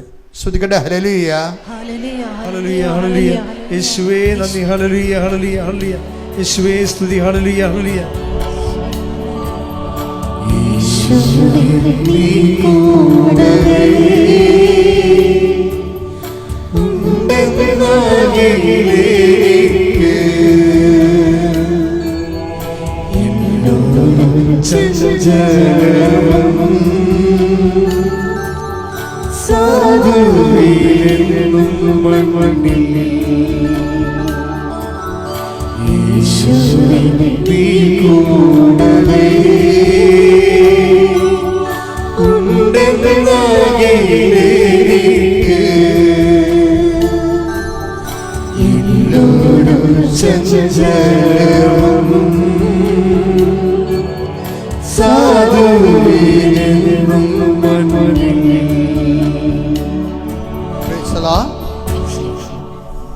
വായിച്ചോളൂ സുവിശേഷം. ലൂക്ക 18:1. ലൂക്ക 18:1. ഭഗ്നാശരാകാതെ എപ്പോഴും പ്രാർത്ഥിക്കണമെന്ന് കാണിക്കാൻ യേശു അവരോട് ഒരു ഉപമ പറഞ്ഞു. അപ്പൊ ഉപമ നമുക്കറിയാം. അത് ഞാനിപ്പോൾ അത് നമ്മുടെ വിഷയം, ഇപ്പം നമ്മുടെ ധ്യാന വിഷയമല്ല. പക്ഷേ അതിൻ്റെ കണ്ടന്റ് എന്ന് പറയുന്നത് ഭഗ്നാശരാകാതെ, പുതിയ POC ബൈബിളിൻ്റെ തർജ്ജിമയാണ്. മുത്തയുടെ ബൈബിളിലുള്ളത് മടുപ്പ് കൂടാതെ എന്നാണ്. അപ്പം നമ്മൾ സ്വാഭാവികമായി ചില സമയത്ത് പ്രാർത്ഥനയ്ക്ക് ചിലപ്പോൾ പ്രാർത്ഥിക്കുന്ന ടെൻഷൻ കാരണം പ്രാർത്ഥിക്കാൻ പറ്റത്തില്ല. പക്ഷെ പ്രാർത്ഥിക്കാതെ പറ്റത്തുമില്ല. മനസ്സിലായില്ലേ? അതാണ് POC ബൈബിൾ വളരെ കൃത്യമായിട്ട് ഗ്രീക്കിൽ നിന്നെടുത്താണ് POC ബൈബിൾ ചെയ്തിരിക്കുന്നത്. ഗ്രീക്കിലാണ് എഴുതിയിരിക്കുന്ന ബൈബിള്. അത് കറക്റ്റ് ഗ്രീക്ക് പഠിച്ചിട്ടുള്ള പണ്ഡിതന്മാരെടുത്തിട്ടാണ് POC ബൈബിൾ എടുത്തിരിക്കുന്നത്. അതുകൊണ്ടാണ് ഭഗ്നാശരാകാതെ എന്നാണ്. കാര്യം ടെൻഷൻ വരുമ്പോൾ പ്രാർത്ഥിക്കാൻ പറ്റത്തില്ലല്ലോ. പക്ഷെ ടെൻഷൻ വരുമ്പോൾ പ്രാർത്ഥിക്കാൻ പറ്റത്തില്ലെങ്കിലും പ്രാർത്ഥിക്കാതെയും പറ്റത്തില്ല. അതാണ് വിഷയം. അപ്പോൾ നമ്മളെന്താ പ്രാർത്ഥിക്കേണ്ടത്? ടെൻഷൻ വരുമ്പോൾ പ്രാർത്ഥിക്കാൻ പ്രത്യേക കൃപയ്ക്ക് വേണ്ടി പ്രാർത്ഥിക്കുക. കർത്താവായ ദൈവമേ, ഏത് സംഘർഷ സമയങ്ങളിലും പ്രാർത്ഥിക്കാൻ പറ്റാത്ത ഇടങ്ങളിലും പ്രാർത്ഥിക്കാനായി എന്നെ പ്രാർത്ഥനാ വരത്താൽ അഭിഷേകം ചെയ്യണം. ആരാധന. ഹല്ലേലൂയ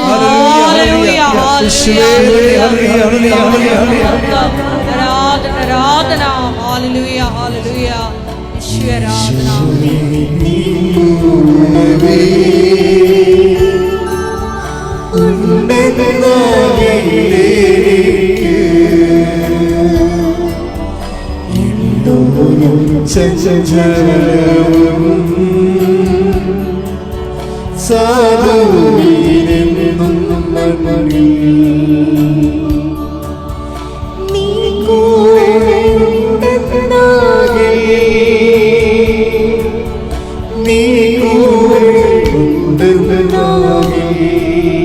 അടിച്ചോട്ടെ.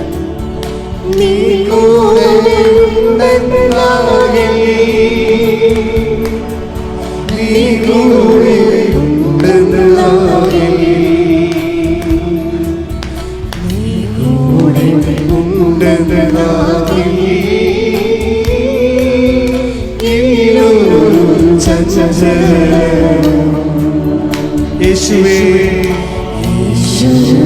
നീ കൂടവേ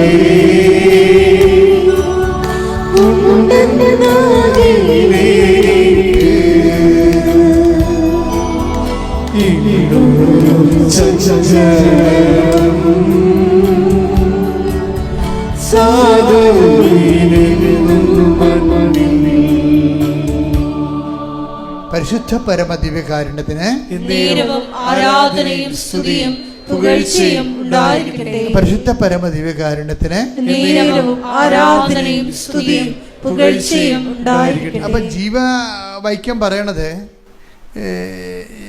അവസാനം ഞാൻ ഉടമ്പടി എടുത്തു.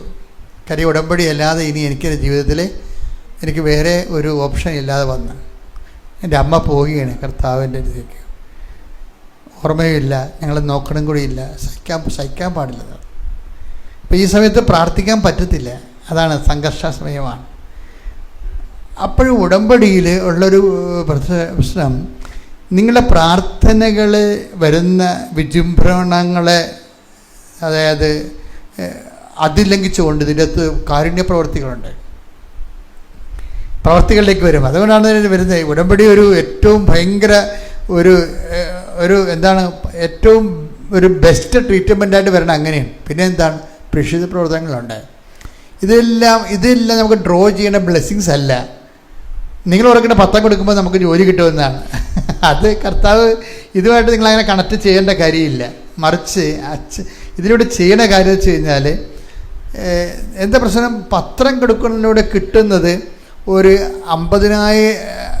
5 അല്ലെങ്കിൽ 50 ലക്ഷത്തിൻ്റെ ഒരു ഇതാണെങ്കിൽ, വരുമാനമാണെങ്കിൽ, നമ്മൾ ജോലി കിട്ടുന്നത് അതൊരു 5,000-ൻ്റെ ഒരു വിഷയമേ ഉള്ളൂ. നമുക്ക് ജീവിത വിഷയമായതുകൊണ്ട് നമ്മൾ ജോലിക്ക് ഓവർ പ്രാധാന്യം കൊടുക്കണം. പക്ഷേ നമുക്ക് പത്രത്തിൽ പ്രേക്ഷിതപ്രവർത്തനങ്ങളിലൂടെ കിട്ടുന്നത് അതല്ല. 10,000 ജോലി കിട്ടിയാലും കിട്ടാത്ത ദൈവത്തിൻ്റെ കൃപയാണ് ഈ പ്രേക്ഷിത പ്രവർത്തനങ്ങളിലൂടെ കിട്ടുന്നത്. അപ്പം ഉടമ്പടി എപ്പോഴും ലക്ഷ്യം വെക്കുന്നത് നിങ്ങളുടെ കൃപാനിലവാരത്തെ വർദ്ധിപ്പിക്കുക എന്നുള്ളതാണ്. ഈ ജോർജ് ഉണ്ടല്ലോ, സിബി ജോർജ് പറയണത്, ഞാൻ ഉടമ്പടി, സിബി ജോർജിൻ്റെ വിഷയം എന്താണെന്നറിയോ? അതാണ് സിബി ജോർജിൻ്റെ വിഷയം. ഒരു സാധാരണ ജീവിതമാണ്, വലിയ കുഴപ്പക്കാരനല്ല, ഭംഗിയായിട്ടൊക്കെ ജീവിച്ചു പോകുന്നൊരു ഒരു സാധാരണ ക്രിസ്ത്യാനി. പക്ഷേ അദ്ദേഹത്തിന് അങ്ങനെ കൃപാസനത്തിൽ വരണമെന്നോ, കൃപാസനത്തെക്കുറിച്ച് അറിയണമെന്നോ, കൃപാസന ഒരു സാധാരണ ധ്യാനകേന്ദ്രമാണല്ലേ, എല്ലായിടത്തും ധ്യാനകേന്ദ്രങ്ങളുണ്ടല്ലോ, ഇങ്ങനെ ഒരു ഐഡിയ പുള്ളിക്കുള്ളത്. പക്ഷെ പെട്ടെന്ന് പുള്ളി ലൈഫിൽ കുറച്ച് എക്സ്ട്രാ എനർജി ആവശ്യമായി വന്നു. എക്സ്ട്രാ എനർജിയാണ് ഈ വിഷയം ഉടമ്പടിയിലേക്ക് നമ്മളെ കൊണ്ടുവരേണ്ടത്. എക്സ്ട്രാ എനർജി എന്ന് പറയുന്നത് ഇദ്ദേഹത്തിൻ്റെ മകള് അവളുടെ വിദ്യാഭ്യാസമായിട്ട് വന്ന ഒരു വിഷയമാണ്. അവൾ കാനഡയിൽ പോയെങ്കിലും അവിടെ പാർട്ട് ടൈം ജോലി പോലും കിട്ടിയില്ല. അതാണ് വിഷയം. കാനഡയിൽ പോയി മകൾ, പക്ഷേ പാർട്ട് ടൈം ജോലി പോലും കിട്ടിയില്ല. പാർട്ട് ടൈം ജോലി കിട്ടാതെ വരുമ്പോൾ ഉള്ള കുഴപ്പങ്ങൾ എന്താ വരാൻ പോണത്? പിന്നെ പൈസ ഇവിടുന്ന് അയച്ചു കൊടുക്കണം. നമ്മൾ കൊടുത്ത പൈസ മാത്രമല്ല, അങ്ങനെ മകൾക്ക് കാനഡയിലെ ജീവിത ചെലവിന് ഇവിടുന്ന് പൈസ അയച്ചു കൊടുക്കാൻ പറ്റിയ ഒരു മലയാളി കുടുംബങ്ങളല്ല അത് പുള്ളിക്ക് ശരിക്കും ഈ ഭാരം കൊണ്ട് പുള്ളിയുടെ നടുവിങ്ങനെ വെട്ടണ ഒരവസ്ഥ വന്ന്. അപ്പോഴാണിങ്ങനെ അദ്ദേഹം വന്ന് പറയണേ തൃശ്ശൂരിൽ നിന്ന് വരുന്ന പുള്ളി ആദ്യം ട്രെയിനിൽ കയറി, പിന്നെ ബസ്സിൽ കയറി, പിന്നെ ഓട്ടോറിക്ഷ പിടിച്ച്, ഒരിടത്തും പുള്ളിക്ക് സീറ്റ് കിട്ടിയില്ല. അപ്പോൾ അത്രയും കഷ്ടപ്പെട്ട് ഞെരുങ്ങിയാണ് ഇവിടെ എത്തിക്കഴിഞ്ഞപ്പോൾ വെറുതെ മാതാവിനെ കണ്ട് കണ്ണീര് പറഞ്ഞിട്ട് പോകാം, അങ്ങനെ ഒത്തിരി പേര് വരുന്നുണ്ടേ. മാതാവിനെ കണ്ട് ഉടമ്പെടുക്കാനൊന്നും ഉദ്ദേശമില്ല, മാതാവിനെ കണ്ട് കണ്ണീര് പറഞ്ഞിട്ട് പോകാം എന്ന്. പക്ഷെ ഇവിടെ വന്നപ്പോൾ ജോർജിനോട് അമ്മ പറഞ്ഞു ഉടമ്പെടുക്കാൻ പറഞ്ഞു. അതാ വിഷയം. എല്ലാവരും വരുമ്പോൾ അമ്മ അങ്ങനെ പറയത്തില്ല, ചിലരോട് വരുമ്പോൾ പറയും, ഉടമ്പെടുക്കാൻ പറയും, ശക്തമായി തോന്നിപ്പിക്കും. അങ്ങനെ കുറേ സാക്ഷ്യങ്ങളുണ്ട്. ജോർജിനോട് ഉടമ്പെടുക്കാൻ പറഞ്ഞു. അപ്പോൾ അവർ പറഞ്ഞ് എനിക്കിത് പറ്റുമോ എന്നുവെച്ചാൽ പുള്ളി എല്ലാ ദിവസവും ഇത് സ്മോൾ അടിക്കുന്ന പാർട്ടിയാണ്. അതാണ് ഒരു കുഴപ്പം. പിന്നെ ഇതിൻ്റെ ചുറ്റുവട്ടങ്ങളെന്ന് പറഞ്ഞാൽ ഇത് മനുഷ്യനെ നാണം കെടുത്തുന്നൊരു പദ്ധതിയാണല്ലേ. കാര്യം എന്താണ്, ഈ പത്രം കൊണ്ട് നടന്ന് വെയിലത്ത് കൊണ്ട് നടന്ന് ഓരോരുത്തർ കൊടുക്കണ്ടേ. ചിലർ ജന്മത്തിൽ സംഭവം ചെയ്യാൻ പറ്റത്തില്ല. കാര്യം വെച്ച് കഴിഞ്ഞാൽ എൻ്റെ വിഷയം വെച്ചാൽ ഈശോ നാണം കെട്ട് തുണിയില്ലാതെ അവർ ഉരിഞ്ഞെടുത്ത് പങ്കിട്ടെടുത്ത് ഇവന് വ്രണമാക്കി കുരിശ കയറ്റിയിട്ട് 10 മനുഷ്യർ അതിൻ്റെ പുറകെ നടന്ന് അതിൻ്റെ മുമ്പിൽ കൂടെ നടന്ന് എനിക്ക് ആക്ഷേപിച്ചില്ലേ. ഈ ആക്ഷേപം നമ്മൾ ഏറ്റെടുക്കുകയാണ്. ഞാനങ്ങനെ കുറേ ആക്ഷേപം ഏറ്റെടുത്തിട്ടുള്ളതാണ് കർത്താവിന് അറിഞ്ഞുകൊണ്ട് തന്നെ. അതിന് ഐക്യദാർഢ്യം എന്ന് പറയും. കർത്താവ് അനുഭവിച്ച ആക്ഷേപങ്ങളോട് നമ്മൾ ഐക്യദാർഢ്യം പുലർത്തുക. എൻ്റെ മക്കളെ, ഈ ലിറ്റർജി ആരാധനക്രമം എന്നൊക്കെ പറഞ്ഞാൽ ബേസിക്കായിട്ട് വാട്ട് ഇസ് ഇറ്റ്? അതൊരു ഐക്യദാർഢ്യമാണ്. ഐക്യദാർഢ്യം നമ്മൾ ചെയ്യുന്ന എല്ലാം ഒരു ഏറ്റെടുപ്പാണ്. കാര്യം എപ്പോഴും നമ്മൾ ഓർക്കണം, കർത്താവ് നമ്മളെ ഏറ്റെടുത്തവനാണ്. കർത്താവിനെ എനിക്ക് രക്ഷകനെന്നോ അല്ലെങ്കിൽ കർത്താവ് എന്നൊക്കെ വിളിക്കുന്നതിനേക്കാൾ ഈശോനെ എനിക്ക് വിളിക്കാൻ ഇഷ്ടം ഏറ്റെടുപ്പുകാരനെന്നാണ്. ഏറ്റെടുപ്പുകാരൻ എല്ലാം ഏറ്റെടുക്കും. അത് ബൈബിള് വരുന്നതിന് മുമ്പ് തന്നെ 700 വർഷം മുമ്പ് പറഞ്ഞിട്ടുണ്ട്, ഞാൻ എൻ്റെ മകനെ വിടുന്നുണ്ട് ഏറ്റെടുക്കാൻ വേണ്ടിയാണ്, നിൻ്റെ കണ്ണീര് ഏറ്റെടുക്കാൻ. നിന്റെ ഭാരങ്ങൾ ഏറ്റെടുക്കാൻ, നിന്റെ രോഗങ്ങൾ ഏറ്റെടുക്കാൻ. Take the word of God. സ്തുതിക്കട്ടെ ഹല്ലേലൂയ. യേശുവേ നീ എനിക്ക് സ്തുതിക്കട്ടെ ഹല്ലേലൂയ. യേശുവേ നീ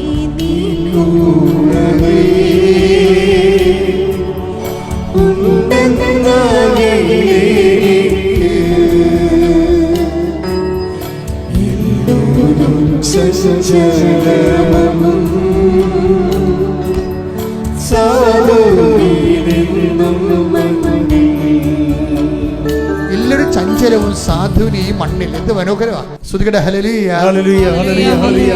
യേശുവേ നന്ദി. ഹല്ലേലൂയ ഹല്ലേലൂയ. ഈശോയെ ആരാധന. ഹല്ലേലൂയ.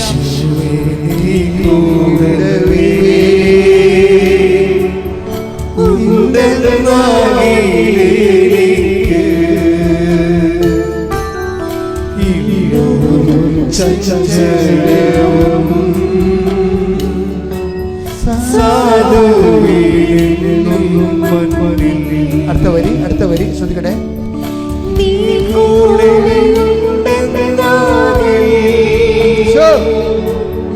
നീ കൂടെ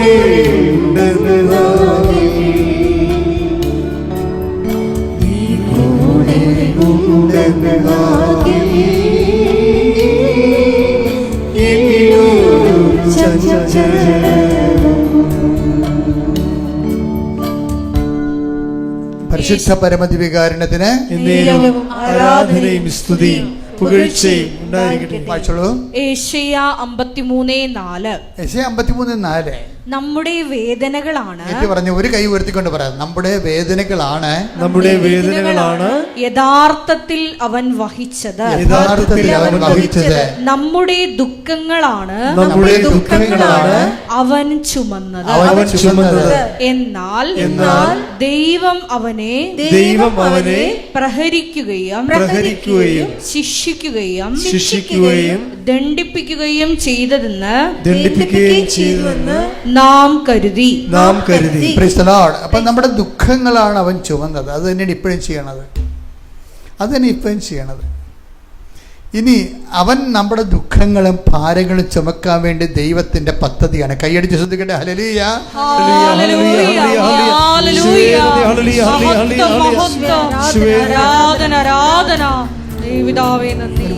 ഒരുമിച്ച് പാടാം. ശ്രദ്ധിക്കട്ടെ.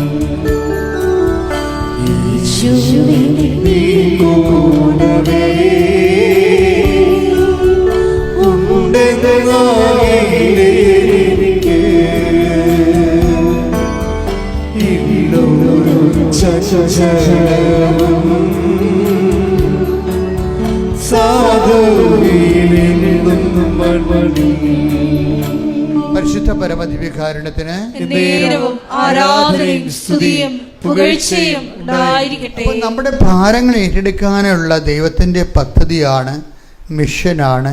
ഈശോ കാലാന്തരത്തിലൂടെ ഇങ്ങനെ ജന്മാന്തരങ്ങളുടെ ദുഃഖങ്ങൾ ഏറ്റെടുത്തുകൊണ്ടിരിക്കുന്നത്. അപ്പോൾ ആ സമയത്താണ് നിൻ്റെ ജീവിതത്തിൽ ഒരു ഭാരം വരണത്. അപ്പോൾ കർത്താവിന് നമ്മൾ നിൻ്റെ ദുഃഖം ഏറ്റെടുക്കാൻ എളുപ്പമാണ്. എന്താ കാര്യം? നീ കർത്താവുമായിട്ട് ഉടമ്പടിയിലാണ്. അതാണ് വിഷയം. നിനക്ക് ധൈര്യമായിട്ട് പറയാം. എന്താണ്?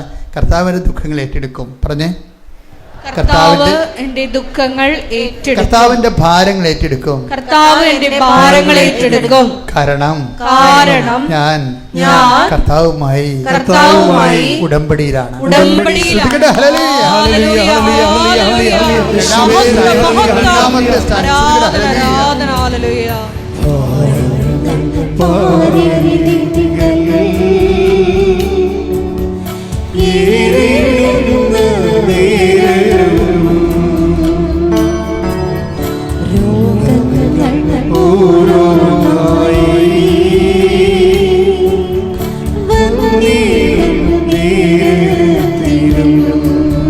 ഭാരങ്ങൾ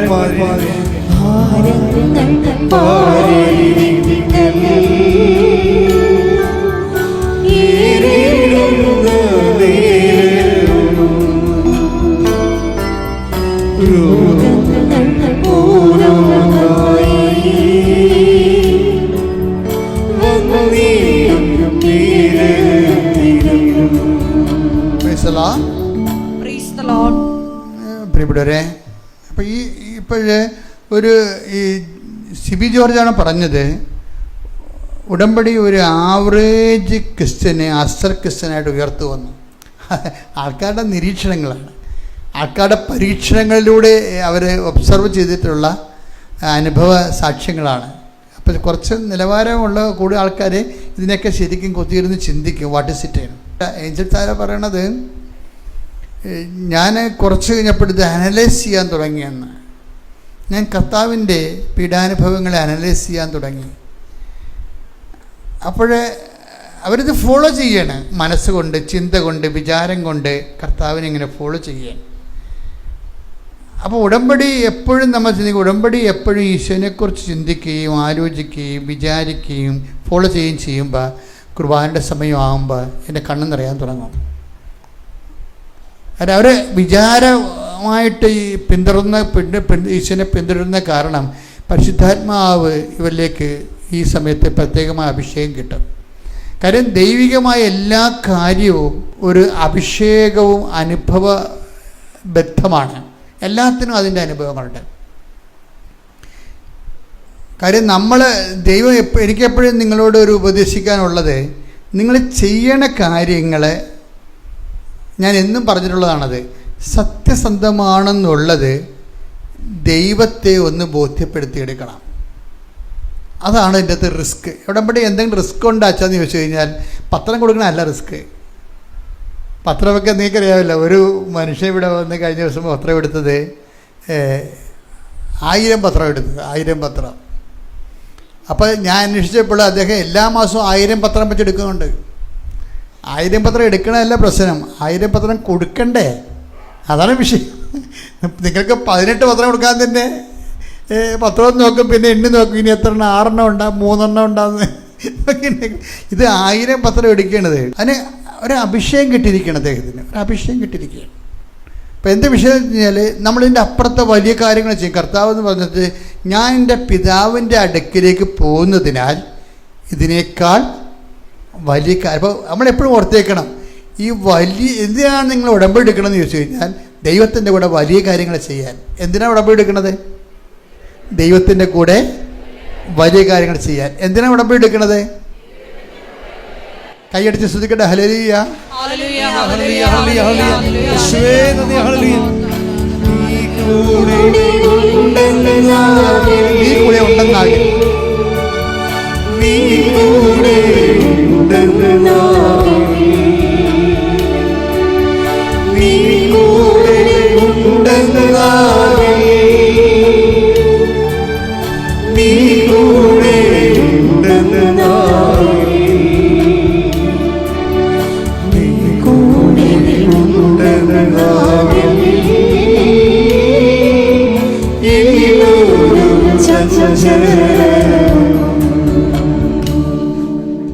യോഹന്നാൻ 14:12. യോഹന്നാൻ 14:12.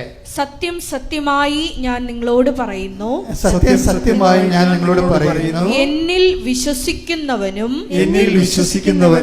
ഞാൻ ചെയ്യുന്ന പ്രവൃത്തികൾ ചെയ്യും. ഞാൻ ചെയ്യുന്ന പ്രവൃത്തികൾ ചെയ്യും. ഞാൻ പിതാവിന്റെ അടുത്തേക്ക് പോകുന്നത് കൊണ്ട് ഇവയേക്കാൾ വലിയവയും അവൻ ചെയ്യും. കൈയടിക്കട്ടെ. ഹല്ലേലൂയ, ഹല്ലേലൂയ, ഹല്ലേലൂയ, ഹല്ലേലൂയ. മഹത്വം, മഹത്വം, ആരാധന. നീ കൂടെ ഉണ്ടെന്നാകെ,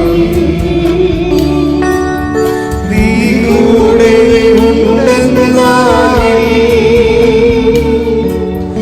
നീ കൂടെ ഉണ്ടെന്നാകെ,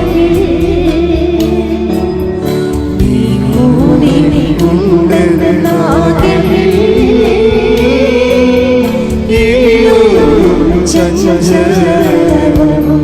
ഇല്ലൊരു ചഞ്ചലവും. ശ്രുതികട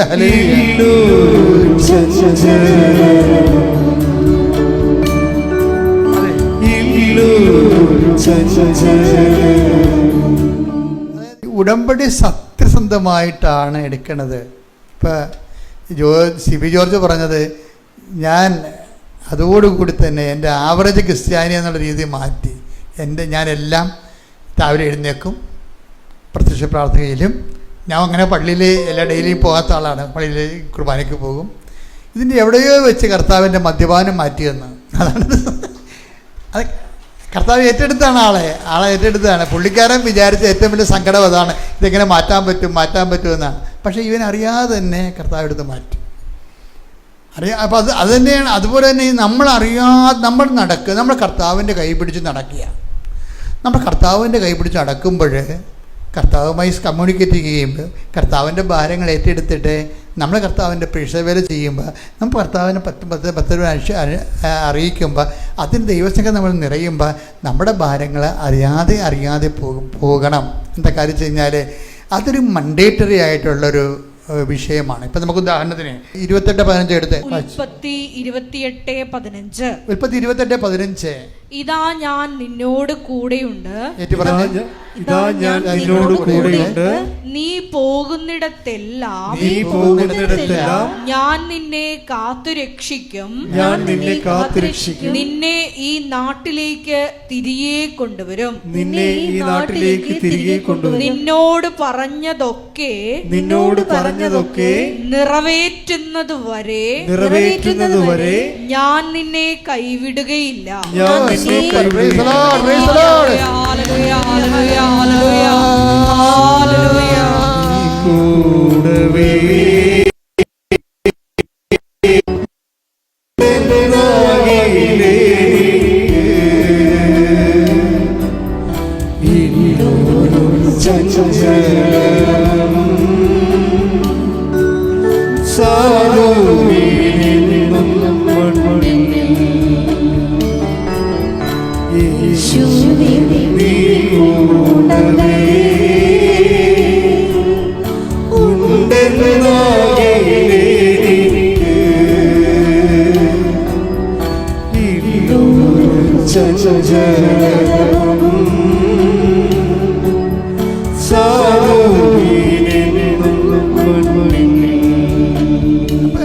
ഹൃദയപരമായ ഈശോയുമായിട്ടുള്ളൊരു ഐക്യപ്പെടലുണ്ട് ഇതിൻ്റെ അകത്ത്. ഈ നിങ്ങൾ അച്ഛൻ തന്ന ഹോംവർക്കില്ലേ, അതായത് അതിൻ്റെ പ്രാർത്ഥനാപരതയും അതുപോലെ തന്നെ അതിനോട് ബന്ധപ്പെട്ട് വരുന്ന എല്ലാ സുവിശേഷ വേലയും. ഇപ്പോൾ ഇവരുണ്ടല്ലോ, നമ്മുടെ ഏഞ്ചൽ താര ഈ ഗേറ്റ് എക്സാമിന് 250 റാങ്ക് കിട്ടിയതിന് ശേഷം അവർ ബോംബെ IIT അവർക്ക് ക്ഷണം കിട്ടി. എന്തിനാണ്? ഒരു ഇൻ്റർവ്യൂവിന്. അപ്പോൾ IIT എന്ന് പറയുന്നത് നമ്മുടെ IAS, അതുപോലെ തന്നെയുള്ള ഇന്ത്യൻ അഡ്മിനിസ്ട്രേഷനോട് ബന്ധപ്പെട്ട ഇന്ത്യയിൽ ലഭിക്കാവുന്ന ഏറ്റവും നല്ല ജോലികളാണ്. കയറിപ്പറ്റുക എന്നുള്ളത് വലിയ പാടാണ്. പക്ഷെ കയറിപ്പറ്റണമെങ്കിൽ ഈ ബോംബെ IIT ഇവർ ചെല്ലുമ്പോൾ അവർ പറയണത് അവിടെ എങ്ങനെയാലും ഒരു 2000 പേരെങ്കിലും ഉണ്ട് അവിടെ ഇൻ്റർവ്യൂവിന്. ഇത്രയും ഈ ലക്ഷക്കണക്കിന് പേര് അല്ല ഗേറ്റ്, അതായത് അത്രയും പേര് പാസ്സായിട്ടുണ്ടല്ലോ. ഇതിൻ്റെ ഇടയ്ക്കുന്ന് അവർക്ക് അവിടെ PhDക്കുള്ള ഉപരിപഠനത്തിന് വന്നിരിക്കുന്ന ആൾക്കാരെ, അപ്പോൾ അവരോട് പറഞ്ഞത്, ഈ ഏഞ്ചൽ താരോട് പറഞ്ഞിരിക്കുന്നത്, ഒരു ബോർഡും കൊടുക്കും, ഒരു ചോക്കും കൊടുക്കും. എന്നിട്ട് അപ്പം നേരത്തെ ക്വസ്റ്റ്യൻ ഒന്നും ഇല്ലല്ലോ, ഇവനോട് ഈ ഒരു വിഷയം പറഞ്ഞിട്ട് അതിൻ്റെ ഡയഗ്രാം വരക്കാൻ പറയും. ഇവരുടെ സബ്ജക്റ്റ് ഓർഗാനിക് കെമിസ്ട്രിയാണ്. ഒരു വിഷയം പറഞ്ഞിട്ട് അതിൻ്റെ ഡയഗ്രാം വരക്കാൻ പറയും. അപ്പോൾ ഈ വിഷയം ആദ്യം കേൾക്കണം ഇവർ ഓർഗാനിക് MSc ആണ്, കെമിസ്ട്രി ആണ്. ഗേറ്റിലെടുത്തിട്ട് ഇവർക്ക് ഇന്ത്യയിൽ 250 റാങ്കാണ്. പക്ഷേ IITയിലേക്ക് PhDക്ക് അഡ്മിഷൻ വരണമെന്നുണ്ടെങ്കിൽ അതിനേക്കാളും വലിയ പ്രോബ്ലമാണ്. ഇവിടെ നിന്ന് ഇങ്ങനെ വിയർക്കുകയാണ്. പക്ഷേ വിയർക്കുമ്പോഴൊരു പ്രശ്നം എന്ന് വെച്ചാൽ ഇവർ ചെല്ലുമ്പോൾ തന്നെ ആദ്യം ആ IITയുടെ വാതിക്കൽ ഉപ്പിടും, വിശ്വാസപ്രമാണം ചൊല്ലി. പിന്നെ കാശുരൂപ എടുക്കും. എല്ലാവരും ആയുധധാരികളാണ് ഇപ്പോഴും, എല്ലാ വിഷയം തന്നെ. അതന്നെ ഇപ്പോൾ ഇവർ പറയണ അങ്ങനെ തന്നെയല്ലേ. ജീവവൈക്യം പറഞ്ഞതാണ്, ഞാൻ അമ്മയെ സ്കാനിങ്ങിന് കയറ്റി. അമ്മയ്ക്ക് പാങ്ക്രിയാസ് ക്യാൻസറിലേക്ക് പോകണം, ഡോക്ടർ ഒരു സൂചന തന്നായിരുന്നു. അപ്പം ഞാൻ അമ്മയെ സ്കാനിങ്ങിന് കയറ്റുമ്പോൾ ഞാൻ എന്ത് ചെയ്ത്, അമ്മയുടെ വയറിൽ ഉടമ്പടി തൈലം കൊണ്ട് വിശ്വാസപ്രമാണം ചൊല്ലി ഉടമ്പടി തൈലം കുരിശ് വരച്ചു. അവിടെ വായിട്ടുണ്ടെന്നുള്ള ഉപ്പിട്ട് കൊടുത്തു. അതാണ്. അപ്പോൾ ഇതിന് അത് അതാണ് ടോക്ക് കേൾക്കാതെ നിങ്ങൾക്ക് മനസ്സിലാകത്തില്ല. നിങ്ങൾ ഓർക്കണം, ഇതൊക്കെ നിങ്ങളെന്തോ അനുഷ്ഠാനം പോലെയാണ്, മരുന്ന് കഴിക്കണ പോലെ അല്ല സംഭവം. ഇത് വിശ്വാസ പ്രയോഗമെന്ന് പറയും. നമ്മൾ ചെയ്യുന്ന കാര്യവും സംഭവിക്കുന്ന നമ്മൾ പ്രൊക്ലെയിം ചെയ്യുന്ന വിഷയവും തമ്മിൽ പ്രൊക്ലെയിം ചെയ്യുന്നത് എന്താണ്? യേശു കർത്താവാണെന്നും ദൈവനെ മരിച്ചോന്ന് ഉയർപ്പിച്ചെന്ന് ഹൃദയത്തിൽ വിശ്വസിക്കുന്നതാണ് ഇതിൻ്റെ കണ്ടന്റ് എന്ന് പറയുന്നത്. ആ കണ്ടന്റിന് വാഗൊണ്ട് നമുക്ക് പ്രഖ്യാപിക്കുകയും ചെയ്യും, വസ്തുക്കൾ കൊണ്ട് നമുക്ക് പ്രയോഗിക്കുകയും ചെയ്യാൻ പറ്റും. അതുകൊണ്ടാണ് അത് ചെയ്യുമ്പോഴൊക്കെ വിശ്വാസ പ്രമാണം ചെലവെന്ന് കൃത്യമായിട്ട് പറയേണ്ട കാരണം അതാണ്. വിശ്വാസ പ്രമാണം ചെലവെന്ന് കൃത്യമായിട്ട് പറയേണ്ട കാര്യം വെച്ചാൽ ഇതിൻ്റെ പ്രയോഗവിധിയിലുള്ളത് നമ്മുടെ ഈ പ്രഖ്യാപനമാണ്. എന്താ? യേശു കർത്താവാണെന്ന് അത്തരം കൊണ്ട് take the word of God. ശ്രുതികട ഹല്ലേലൂയ ഹല്ലേലൂയ ഹല്ലേലൂയ ഹല്ലേലൂയ. യേശുവേ നന്ദി. ഹല്ലേലൂയ ഹല്ലേലൂയ ഹല്ലേലൂയ. യേശുവേ സ്തുതി. ഹല്ലേലൂയ. റോമ 10:9 ആകയാൽ യേശു കർത്താവാണ് എന്ന് അധരം കൊണ്ട് ഏറ്റുപറയുകയും ദൈവം അവനെ മരിച്ചവരിൽ നിന്ന് ഉയർപ്പിച്ചു എന്ന് ഹൃദയത്തിൽ വിശ്വസിക്കുകയും ചെയ്താൽ നീ രക്ഷ പ്രാപിക്കും. രക്ഷ എന്ന് പറഞ്ഞാൽ ആരാണ്? ക്രിസ്തുവിനെ പ്രാപിക്കുന്നതാണ്. ക്രിസ്തു നമ്മുടെ ജീവിതത്തിൻ്റെ ഓരോ മണ്ഡലങ്ങളിലും ഓരോ ആളാണ്. അതാണ് വിഷയം. നമ്മുടെ ജീവിതത്തിൻ്റെ സ്വഭാവങ്ങൾ നോക്കിക്കഴിഞ്ഞാൽ നമുക്ക് പലയിടത്തും പലതരത്തിലുള്ള ഇൻസ്ട്രുമെൻറ്റും പലതരം ഇടപെടലാണ് വേണ്ടത്. ചിലയിടത്ത് ശക്തിയായിട്ട് വരും, ചിലയിടത്ത് സാന്നിധ്യമായിട്ട് വരും. ഓരോ വിഷയത്തിൽ അങ്ങനെയാണ്. അപ്പോൾ അതുകൊണ്ടാണ് ക്രിസ്തു എല്ലാമാണ്, എല്ലാവരിലുമാണെന്നൊക്കെ പറഞ്ഞത്. എല്ലാവരിലും ആകാനുള്ള സാധ്യതയുണ്ട് ക്രിസ്തുവിനെ. ക്രിസ്തു പുനരുദ്ധാനത്തിലൂടെ വീണ്ടെടുത്ത രൂപം എന്ന് പറയുന്നത് വിശ്വസിക്കുന്ന എല്ലാവരിലും ആയിത്തീരാൻ വേണ്ടിയുള്ള രൂപമാണ് പുനരുദ്ധാനത്തിലൂടെ ഈശോ ഏറ്റെടുത്തത്, ഈശോയ്ക്ക് ആർജിതമായത്. അതുകൊണ്ടാണ് ഈശോ എല്ലാമാണ്, എല്ലാവരിലുമാണെന്ന് പറഞ്ഞത്. ശ്രുതികട ഹല്ലേലൂയ. കൊളോസോസ് 3:11 ഇവിടെ ഗ്രീക്കുകാരനെന്നോ യഹൂദനെന്നോ പരിച്ഛേദിതനെന്നോ അപരിച്ഛേദിതനെന്നോ അപരിഷ്കൃതനെന്നോ സിദിയനെന്നോ അടിമയെന്നോ സ്വതന്ത്രനെന്നോ വ്യത്യാസമില്ല. പിന്നെയോ ക്രിസ്തു എല്ലാമാണ്, എല്ലാവരിലുമാണ്. ക്രിസ്തു എല്ലാമാണ്. ആ ക്രിസ്തുവിൻ്റെ ശക്തിയിൽ വിശ്വസിക്കുന്ന എല്ലാവരിലേക്കും ക്രിസ്തു റീച്ച് ഔട്ട് ചെയ്യും. അപ്പം അതുകൊണ്ട് അതിന് വ്യത്യസ്തമായ മാർഗങ്ങൾ ഉപയോഗിക്കുന്നുണ്ട്. ചിലർ പ്രഖ്യാപിക്കും, ചിലർ പ്രയോഗിക്കും. അതിൻ്റെ ആ ഒരു പ്രയോഗവിധിയാണിത്. അപ്പം ഇതുകൊണ്ട് ഇത്രയും കാര്യങ്ങൾ ചെയ്തതിന് ശേഷം എന്താ പറയണത്? ക്രിസ്തു എനിക്ക് മെറിറ്റില്ല ഇവിടെ. പിന്നെ എന്താണ്? ബട്ട് ബൈ ഗ്രേസ് എന്നാണ്. ഇതിൻ്റെ അർത്ഥം എന്താണ്? Not by merit but by Christ എന്നാണ് എൻ്റെ അർത്ഥം. അതിൻ്റെ അർത്ഥം എന്ന് പറഞ്ഞാൽ എന്താണ്? Not by merit but by Christ. അതാണ് വെച്ചാൽ നിൻ്റെ യോഗ്യതയല്ല, കർത്താവിൻ്റെ കൃപ കൊണ്ടെന്നാണ്. അപ്പോൾ ഇവളിങ്ങനെ ഈ IIT കൊടുത്തിരിക്കുന്ന കെമിക്കൽ പ്രോബ്ലം അതിൻ്റെ ഡയഗ്രാം വരക്കാൻ പറയുകയാണ്. ഈ ഡയഗ്രാം കണ്ടിട്ടുമില്ല, കേട്ടിട്ടുമില്ല. അപ്പോൾ എന്നോട് അമ്മേ ഞാനെങ്ങനെ വരക്കും, എനിക്കൊരു ഐഡിയ ഇല്ലെന്ന് പറയും. അപ്പോൾ ഈ ജോലി പോയായിരിക്കും, അല്ലെങ്കിൽ ഈ PhD പോയായിരിക്കും എന്ന് ചോദിച്ചിട്ടുണ്ട്. അപ്പം മനസ്സിൽ പരിശുദ്ധമായി തോന്നിക്കുന്ന ഈ ചോക്ക് ബോർഡേ വെക്കാൻ പറയും, ബോർഡേ കുത്താൻ പറയും. എൻ്റെ അമ്മേ പിന്നെ ഒരു വരയാണ്. അവളിങ്ങനെ പറയണത് എൻ്റെ കൈ കൊണ്ട് ആരോ വരപ്പിച്ചെന്നാണ് പറയണത്. ഈ ബോർഡ് മുഴുവനും നമ്മൾ ഞെട്ടിപ്പോകുന്ന സാക്ഷ്യങ്ങളാണ്. എൻ്റെ കൈ കൊണ്ട് ആരോ വരപ്പിച്ചു. കാര്യം എനിക്കറിയാൻ മേലാത്ത കാര്യമാണല്ലോ. Not by merit but by Christ. അതാണ് വിഷയം. അതായത് അതുകൊണ്ടാണ് അത് എങ്ങനെയാണ് ഇവളെ ആർജിച്ചത്?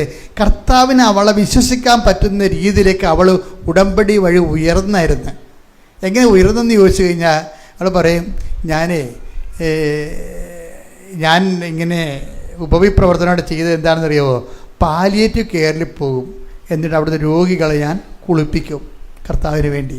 പാലിയേറ്റീവ് കെയർ അറിയാമല്ലോ, ക്യാൻസർ പിടിച്ചു ഏതാണ്ട് മരിച്ചില്ലെന്ന രീതിയിൽ ഇങ്ങനെ ഞാൻ കുറേ പാലിയേറ്റീവ് കെയർക്ക് പോയിട്ടുണ്ട്, എനിക്കറിയാം എൻ്റെ അവസ്ഥ. അവരെ എടുത്ത് കുളിപ്പിക്കുകയെന്ന് വെച്ച് കഴിഞ്ഞാൽ ഉണ്ടല്ല, സഹിക്കാൻ പറ്റത്തില്ല. സ്വന്തം അമ്മയെപ്പോലും നമ്മൾ കുളിപ്പിക്കത്തില്ല. അത്തരം അവസ്ഥയായിരിക്കും അത്. കുളിപ്പിക്കാതിരിക്കാൻ നിവർത്തിയില്ലല്ലോ. പക്ഷേ ഇത് ആർക്ക് വേണ്ടിയാണ് ചെയ്യണത്? ക്രിസ്തുവിന് വേണ്ടിയാണ് ചെയ്യണത്. അതാണ് വിഷയം. അവൾ ക്രിസ്തുവിന് വേണ്ടി ചെയ്യുമ്പോൾ ക്രിസ്തുവിന് മനസ്സിലാകും ഉടമ്പടി സത്യമാണെന്ന്. എൻ്റെ മക്കൾ, ഇതിൻ്റെ റിസ്ക് എന്ന് പറഞ്ഞാൽ എന്താണെന്ന് അറിയാമോ? ഇതിൻ്റെ റിസ്ക് ഉടമ്പടിയിൽ ഒരു റിസ്ക്കേ ഉള്ളൂ. പത്രം കൊടുക്കുന്നതും അല്ല റിസ്ക്, പാലിയേറ്റീവ് കെയർ പോണതും അല്ല റിസ്ക് ഈ ഉടമ്പടിയിലാണ് നിങ്ങളെന്ന് കർത്താവിനെ ധരിപ്പിക്കുന്നതാണ് റിസ്ക്. ഏഞ്ചൽ താര എത്രയും വേഗം ആ ഒരു ധൈര്യത്തോടു കൂടി അവർ നാട്ടിൽ വന്നപ്പോൾ തന്നെ ബോംബെയിൽ നിന്ന് വിളി വന്നു, നിങ്ങളെ ഇവിടുത്തെ PhDക്ക് സെലക്ട് ചെയ്തിരിക്കണമെന്ന് പറഞ്ഞ് പറ്റിയാണ്. കാര്യം അവർ പറഞ്ഞ ഈ ഒരു ടീച്ചർമാർ ഇന്ന് വരെ ചെയ്യാത്ത രീതിയിലാണ് ഈ ബോർഡിൽ ഈ ഡയഗ്രം ചെയ്യണം. ഈ CB ജോർജിൻ്റെ സാക്ഷ്യം, CB ജോർജ് ഉടമ്പടി ദൈവം വിശ്വസിച്ച് കഴിഞ്ഞാൽ ആ സെക്കൻഡിന് ഉടമ്പടി ആക്ടിവേറ്റ് ആകാൻ തുടങ്ങും. ഉടമ്പടിയിലേക്ക് അതാണ് CB പറഞ്ഞ ആവറേജ് ക്രിസ്ത്യാനിയിൽ നിന്ന് ഞാൻ അസർ ക്രിസ്ത്യാനിലേക്ക് ചേഞ്ച് ചെയ്ത് വന്നപ്പോൾ തന്നെ 14 പക്കം എൻ്റെ മകൾക്ക് വർഷങ്ങളായിട്ട് കിട്ടാത്ത പാർട്ട് ടൈം ജോലി അമ്മ കൊടുത്ത്. അവൾ പരീക്ഷയ്ക്ക് ഒരെണ്ണം തോറ്റുപോയി സ്റ്റേ ബാക്കായിട്ട് പോലും അവർ ഡിപ്പാർട്ട്മെൻറ്റിൽ ചെന്ന് ചോദിച്ചപ്പോഴേ അവർക്കൊരു റിട്ടേൺ പ്ലാൻ കൊടുത്തിട്ട് റെക്ടിഫൈ ചെയ്തിട്ട് അവളോട് നിലനിർത്തി കൊടുക്കുകയും ചെയ്ത് കാനഡയിൽ അവർക്ക് ജോലി കൊടുക്കുകയും ചെയ്തു. പെട്ടെന്നാണ് ഇതെല്ലാം നടക്കുന്നത്. ഇത് തന്നെയാണ് നമ്മുടെ ജീവവൈക്യത്തിൻ്റെ സാക്ഷ്യം. ഇതെല്ലാം ഈ അമ്മ കൈവിട്ട് പോകണമെന്ന് പറഞ്ഞ അമ്മയാണ് പിന്നീട് ഈ ഉടമ്പടി എടുത്ത് ഇതെല്ലാം കഴിഞ്ഞിട്ട് ഉടമ്പടിയിലൂടെ ജീവിച്ചു. അപ്പോൾ ജീവ പറയണത് ഞാൻ ഒരു ദിവസം 7 സാക്ഷ്യം വെച്ച് കേൾക്കുമെന്നാണ്. ഒരു ദിവസം ഞാൻ 7 സാക്ഷ്യം വെച്ച് കേൾക്കുമെന്നാണ്. അപ്പോൾ സാക്ഷ്യം കേൾക്കും തോറും നമുക്ക് ആന്തരിക ബോധ്യം കിട്ടിക്കൊണ്ടിരിക്കും. അപ്പോൾ നിങ്ങൾ ഒരു സാക്ഷ്യം പോലും കേൾക്കാത്തവർ ഉടമ്പടിയിൽ മുന്നോട്ട് പോകും, പക്ഷേ ഭയങ്കര സ്ലോ ആയിരിക്കുന്നേ ഉള്ളൂ. സാക്ഷ്യങ്ങൾ കേൾക്കണം മക്കളെ. അപ്പോൾ എന്താ പറ്റുന്നത് വെച്ച് കഴിഞ്ഞാൽ അവർക്ക് കൺവിൻസ്ഡായി. അതുകൊണ്ടാണ് അവർ അമ്മയുടെ വായിൽ ഉപ്പിട്ട് കൊടുത്തിട്ട് കാങ്ക്രിയാസിൻ്റെ അവിടെ ഉടമ്പടി തൈലം തേക്കുമ്പോൾ സ്കാൻ ചെയ്ത് ഇത്രയും നാൾ സ്കാൻ ചെയ്തിട്ട് കിട്ടാത്ത റിപ്പോർട്ടാണ് എന്താണ്, അമ്മ പൂർണ്ണമായി സുഖപ്പെട്ടിരിക്കണമെന്നാണ്.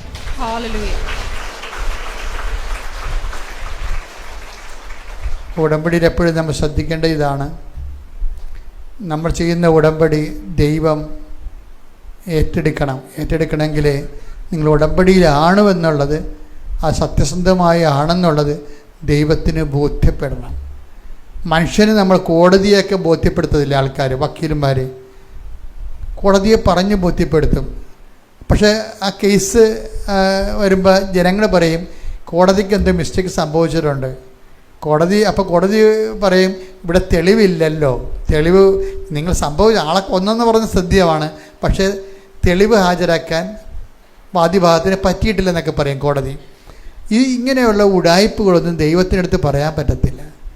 അതാണ് ഒരു ഏറ്റവും വലിയ അപകടം ഇതാണ്. നിങ്ങളുടെ ഒരു ഉടായ്പ പരിപാടികളും ദൈവത്തിനടുത്ത് പറയാൻ പറ്റത്തില്ല. കൂടുതൽ നിങ്ങൾ ദൈവത്തിൻ്റെ സ്ഥിതി മോശമാകുകയുള്ളൂ. അതുകൊണ്ട് നമുക്ക് മുമ്പിലുള്ള ഒരു ഓപ്ഷൻ എന്ന് പറയുന്നതാണ്, വൃത്തിമനമായിട്ട് ഈ ജീവയെ പോലെയും ജോർജിനെ പോലെയും CB ജോർജിനെ പോലെയൊക്കെ അതുപോലെ തന്നെ ഏഞ്ചൽ താരയെ പോലെയൊക്കെ ഉടമ്പടി കറക്റ്റായിട്ട് ദൈവത്തിൻ്റെ സന്നിധിയിൽ ചെയ്ത് ദൈവത്തെ ബോധ്യപ്പെടുത്തണം. അതുകൊണ്ട് നിങ്ങൾക്ക് തന്നെ തോന്നണം നിങ്ങൾ ദൈവികമായി വളർന്നു വന്ന്, നിങ്ങൾക്ക് തന്നെ തോന്നണം നിങ്ങൾ ആത്മീയമായി ഉയർന്നു വന്ന്. അല്ല ജോലി കിട്ടിയിട്ട് ഇതെല്ലാം അവസാനിപ്പിച്ച് പഴയപടി പോകാമെന്നും പറഞ്ഞ് സാത്താൻ്റെ മനസ്സുമായിട്ട് നടന്നാൽ ഉടമ്പടി വർക്കൗട്ട് ചെയ്യത്തില്ല. പ്രാർത്ഥിക്കുക. കർത്താവായ ദൈവമേ, ഉടമ്പടി ഒരു ദൈവിക ജീവിത രീതി എന്ന നിലയിൽ സത്യസന്ധമായി ജീവിച്ച് ദൈവത്തെ പ്രത്യേകം ബോധ്യപ്പെടുത്താൻ